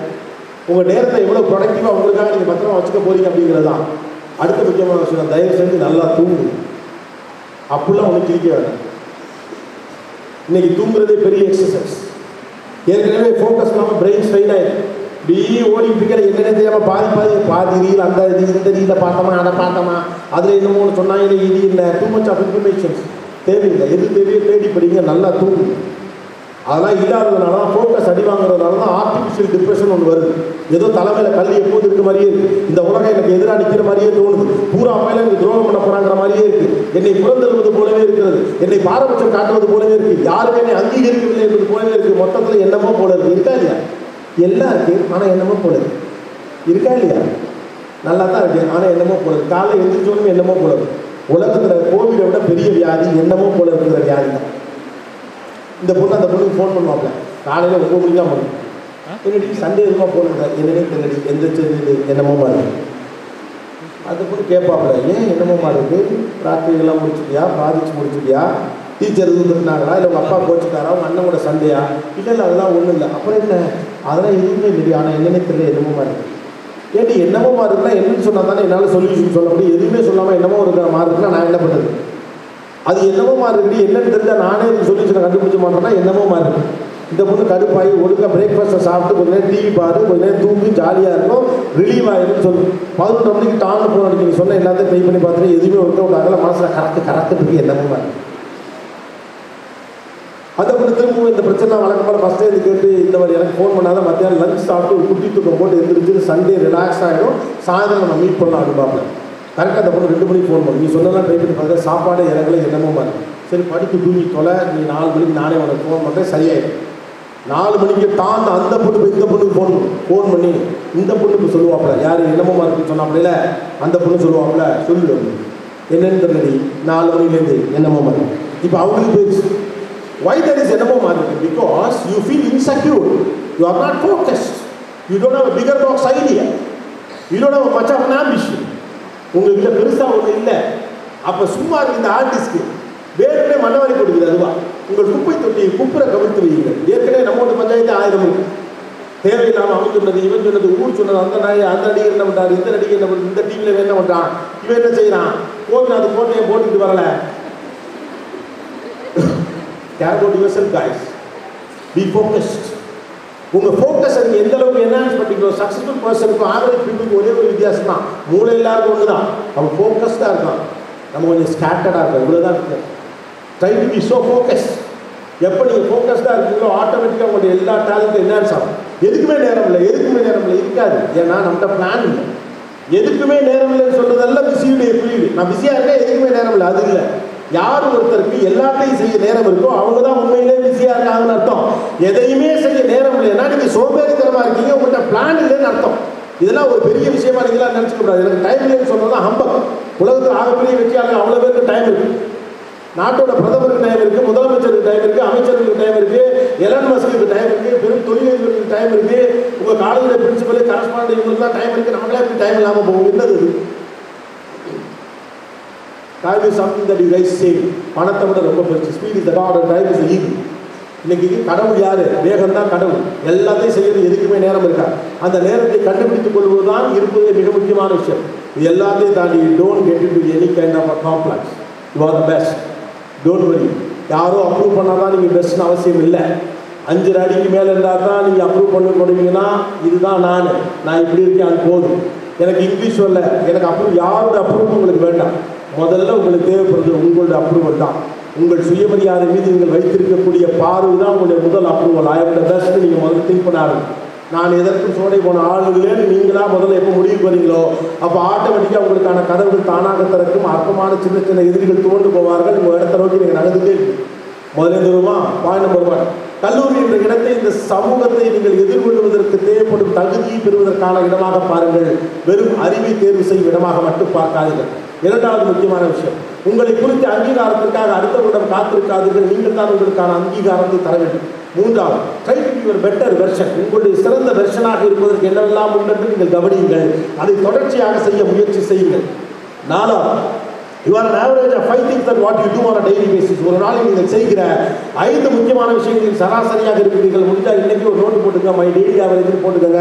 கொஞ்ச நாள் ட்ரை பண்ணி பாருங்கள். இடையில செய்ய முடியாமல் கூட போகும், பரவாயில்ல. அப்பப்போ போடுங்க, உங்கள் ஆவரேஜ் உங்களுக்கு என்னன்னு தெரிஞ்சிடும். வாழ்க்கையில் அன்கம்ஃபர்டபிலிட்டிஸ் நீங்கள் ஃபேஸ் பண்ணி தான் ஆகணும். ஆனால் எந்த அன்கம்ஃபர்டபிலிட்டி ஃபேஸ் பண்ண போகிறோம்னு தெரிஞ்சுக்க. வாழ்க்கையில் சந்தோஷமாக இருக்க வேண்டிய நேரத்தில் கொஞ்சம் கஷ்டப்பட்டால் காலம் முழுக்க சந்தோஷமாக இருக்க முடியுங்கிற நம்பிக்கை சில அன்கம்ஃபர்டபிலிட்டி நீங்கள் ஃபேஸ் பண்ணுறது கிடையாது. 6வது முக்கியமான விஷயம், உங்கள்கிட்ட என்னவெல்லாம் லிஸ்ட்டு போட்டு வச்சுருக்க மாதிரி உங்கள்கிட்ட என்னவெல்லாம் இருக்குங்கிறது லிஸ்ட்டு போடுங்க. தானாக உங்களுடைய வெற்றியை நோக்கின பயணம் தொடரும். 7வது, நீங்கள் நினைக்கிற வேண்டிய நீங்கள் பலசாலி. உங்கள் பலம் என்ன என்பதை நீங்கள் புரிந்து கொள்ளுங்கள். Understand yourself first. 8வது, உங்களை நீங்கள் மதிக்க கற்றுக்கொள்ளுங்கள். உங்களை இந்த உலகம் மதிக்க வேண்டும், வெற்றிகரமான ஆளாக பார்க்க வேண்டும் என்றால் முதலில் நீங்கள் உங்களை மதிக்க வேண்டும், உங்களை நேசிக்க வேண்டும் என்பதை புரிந்து கொள்ளுங்கள். அடுத்தது உங்கள் பலம் என்ன என்பதை குறைச்சி என்றைக்குமே அண்டர் எஸ்டிமேட் பண்ணாதீங்க. அடுத்தது 10வது ஆணும் பெண்ணும் இருவேறு சக்தி, அவர்களுடைய எதிரி இல்லை, எல்லோரும் ஒன்றாக சேர்ந்து பயணித்து அடுத்த நிலையை நோக்கி நகர்ந்து செல்லும். 3 ஆண்டுகள் முடித்து இந்த கல்லூரியிலிருந்து நீங்கள் வெளியே போகிற போதோ அல்லது பிஜிக்கு போகிற போதோ இதிலிருந்து ஏதோ ஒன்றையோ 2ஐயோ நீங்கள் எடுத்திருந்து உங்கள் வாழ்க்கையில் அப்ளை பண்ணியிருந்தாலும் நான் மகிழ்வேன். சந்திர காற்று நம் ஜன்னலில் வீசட்டும், சரித்திரம் நாளிடம் சாதனை பேசட்டும். நன்றி, வணக்கம். தேங்க்யூ. உண்மையறிந்தால் உலகை அறியலாம் என்பதை உணர்த்திய அறிவு சுரங்கமே, கனவுகளோடு கல்லூரியில் காலடி வைத்த மாணவ செல்வங்களுக்கு கல்லூரி வாழ்க்கை எப்படி எதிர்கால வாழ்க்கையை தீர்மானிக்கும் என்று கூறி நல் அறிவுரை வழங்கிய ஆசானே, சொல் புதிது பொருள் புதிது என்பதைப் போல இடைவெளி என்பதே இல்லாமல் சொல் மழை பொழிந்த சொல் ஆளுமையே, உள்ளத்தின் மாணவியரின் உள்ளத்தின் உணர்வுகளை உள்வாங்கி உரை நிகழ்த்திய அறிவு சுடரே, தன் உரை வீச்சினால் அரங்கத்தையே கட்டுண்டு போகச் செய்த வலிமையே, ஆணும் பெண்ணும் இணைந்து செயலாற்றினால் அகிலத்தையே வெல்லலாம் என்று கூறி சொற்பொழிவு நிகழ்த்திய நீ அறிவுத்திறன் மிக்க மா மேதையே, திரு கோபிநாத் சந்திரன் அவர்களே, உங்களுக்கு எங்கள் கல்லூரியின் சார்பாக நெஞ்சார்ந்த நன்றிகளை உரித்தாக்குகின்றோம்.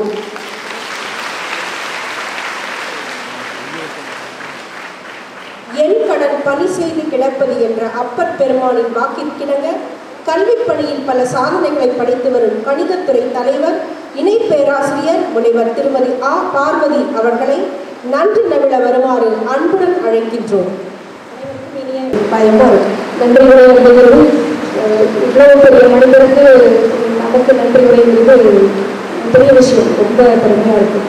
நாம் நன்றியை தெரிவிக்கும் போது அது உயர்ந்த பாராட்டு வார்த்தைகளை உச்சரிப்பதல்ல, மாறாக அவற்றை கடைபிடிப்பது என்றார் முன்னாள் அமெரிக்க ஜனாதிபதி கென்னடி.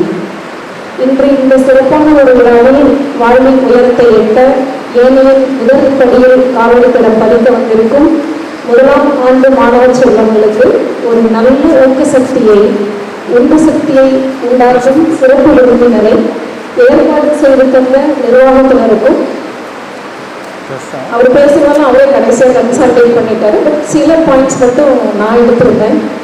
அவருடைய கல்லூரி அனுபவங்கள், பெண்களின் சம உரிமை, count your advantages, respect your self, you love you, I love me, கேள்வி கேளுங்கள், ஆணும் பெண்ணும் சமசக்தி படைத்தவர்கள், டைம் மேனேஜ்மெண்ட், புத்தகம் படி, தன் பிரச்சனைக்கு தானே தீர்வு கண்டுபிடிக்க வேண்டிய ஒரு தலைமுறை, ஆர்டிஃபிஷியல் டிப்ரெஷன், போயிட்டு ஒரு வார்த்தை கூட வேணான வார்த்தையை தெரியல, ஒரு வாக்கியம் முடியல, ஃபாலோ பண்ண முடியல, ஒரு சொல்ல வேண்டாம், நம்ம எல்லாருக்குமே தெரியும், நமக்கு ஒரு வாக்கியம் கூட வேணான வாக்கியம் இல்லை, ஒரு வார்த்தை கூட எல்லாத்தையும் சொல்ல முடியாது நம்ம அந்த மாதிரி என்று மாணவர்களுக்கு வழிகாட்டிய சிறப்பு விருந்தினர் கோபிநாத் ஐயா அவர்களுக்கும் கல்லூரியின் செயலர், இணை செயலர், தலைவர், பொருளாளர், அனைத்து நிர்வாக குழுவினர்கள், முதல்வர் ஆகியோருக்கும் இனிய தமிழில் முத்துச்சரமாய் கொடுத்து சிறப்பு விருந்தினரை வரவேற்று அறிமுகப்படுத்திய திருமதி ஹேமா மற்றும் அவர்கள் குழுவினருக்கும், SAP ஒருங்கிணைப்பாளர் முனைவர் ஆர் இருளாதேவி அவர்களுக்கும், மற்றுமுள்ள ஆசிரியர் பெருந்தகைகளுக்கும், ஆசிரியர் அல்லா பணியாளர்களுக்கும், பெற்றோர்களுக்கும், மாணவ செல்வங்களுக்கும் கல்லூரியின் சார்பாக நெஞ்சுநிலை நன்றியை தெரிவித்துக் கொள்கிறோம். மேலும் கல்லூரி பற்றி அனைத்து தகவல்களையும் சிறப்பில் எடுத்துரைத்த அனைத்து மூத்த பேராசிரியர் பெருமக்களுக்கும் எங்களது நன்றியை சமர்ப்பிக்கிறோம். எல்லாவற்றுக்கும் மேலாக எனது குழு கணிதம், பிகாம், PA மற்றும் இ-காமர்ஸ் ஆசிரியர் தோழிகள் மற்றும் மாணவிகளுக்கு நெஞ்சார்ந்த நன்றிகள். இவ்விழா இனிதே நடைபெற உதவிய ஒளி அமைப்பாளர்களுக்கும், பத்திரிகை, தொலைக்காட்சி மற்றும் சமூக வலைதள நண்பர்களுக்கும், நேரடியாகவும் பின்னருக்கும் விழாவின் சிறப்புக்கு பெரிதும் உதவிய அனைவருக்கும், விடுபட்டவர் எவரும் இருப்பின் அனைவருக்கும் விழாவின் சார்பாக மீண்டும் ஒருமுறை நன்றியை தெரிவித்துக் கொள்கிறோம். நன்றி. Message of the day: are you focused or scattered?